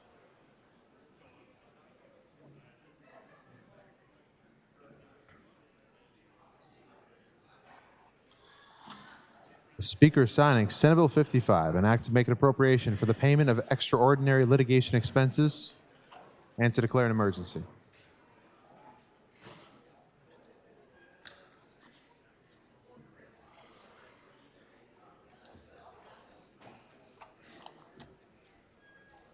The Speaker signing Senate Bill 27, an act to revise the description of certain highways included in the state trunk highway system.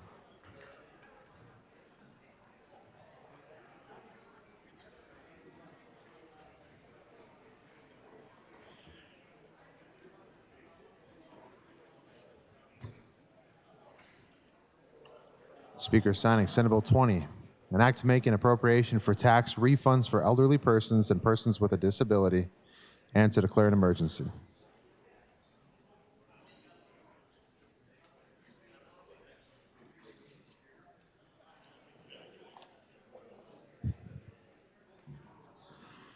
Speaker signing House Bill 1189, an act to establish a greater tire weight limit for a mobile crane moving on any highway of this state.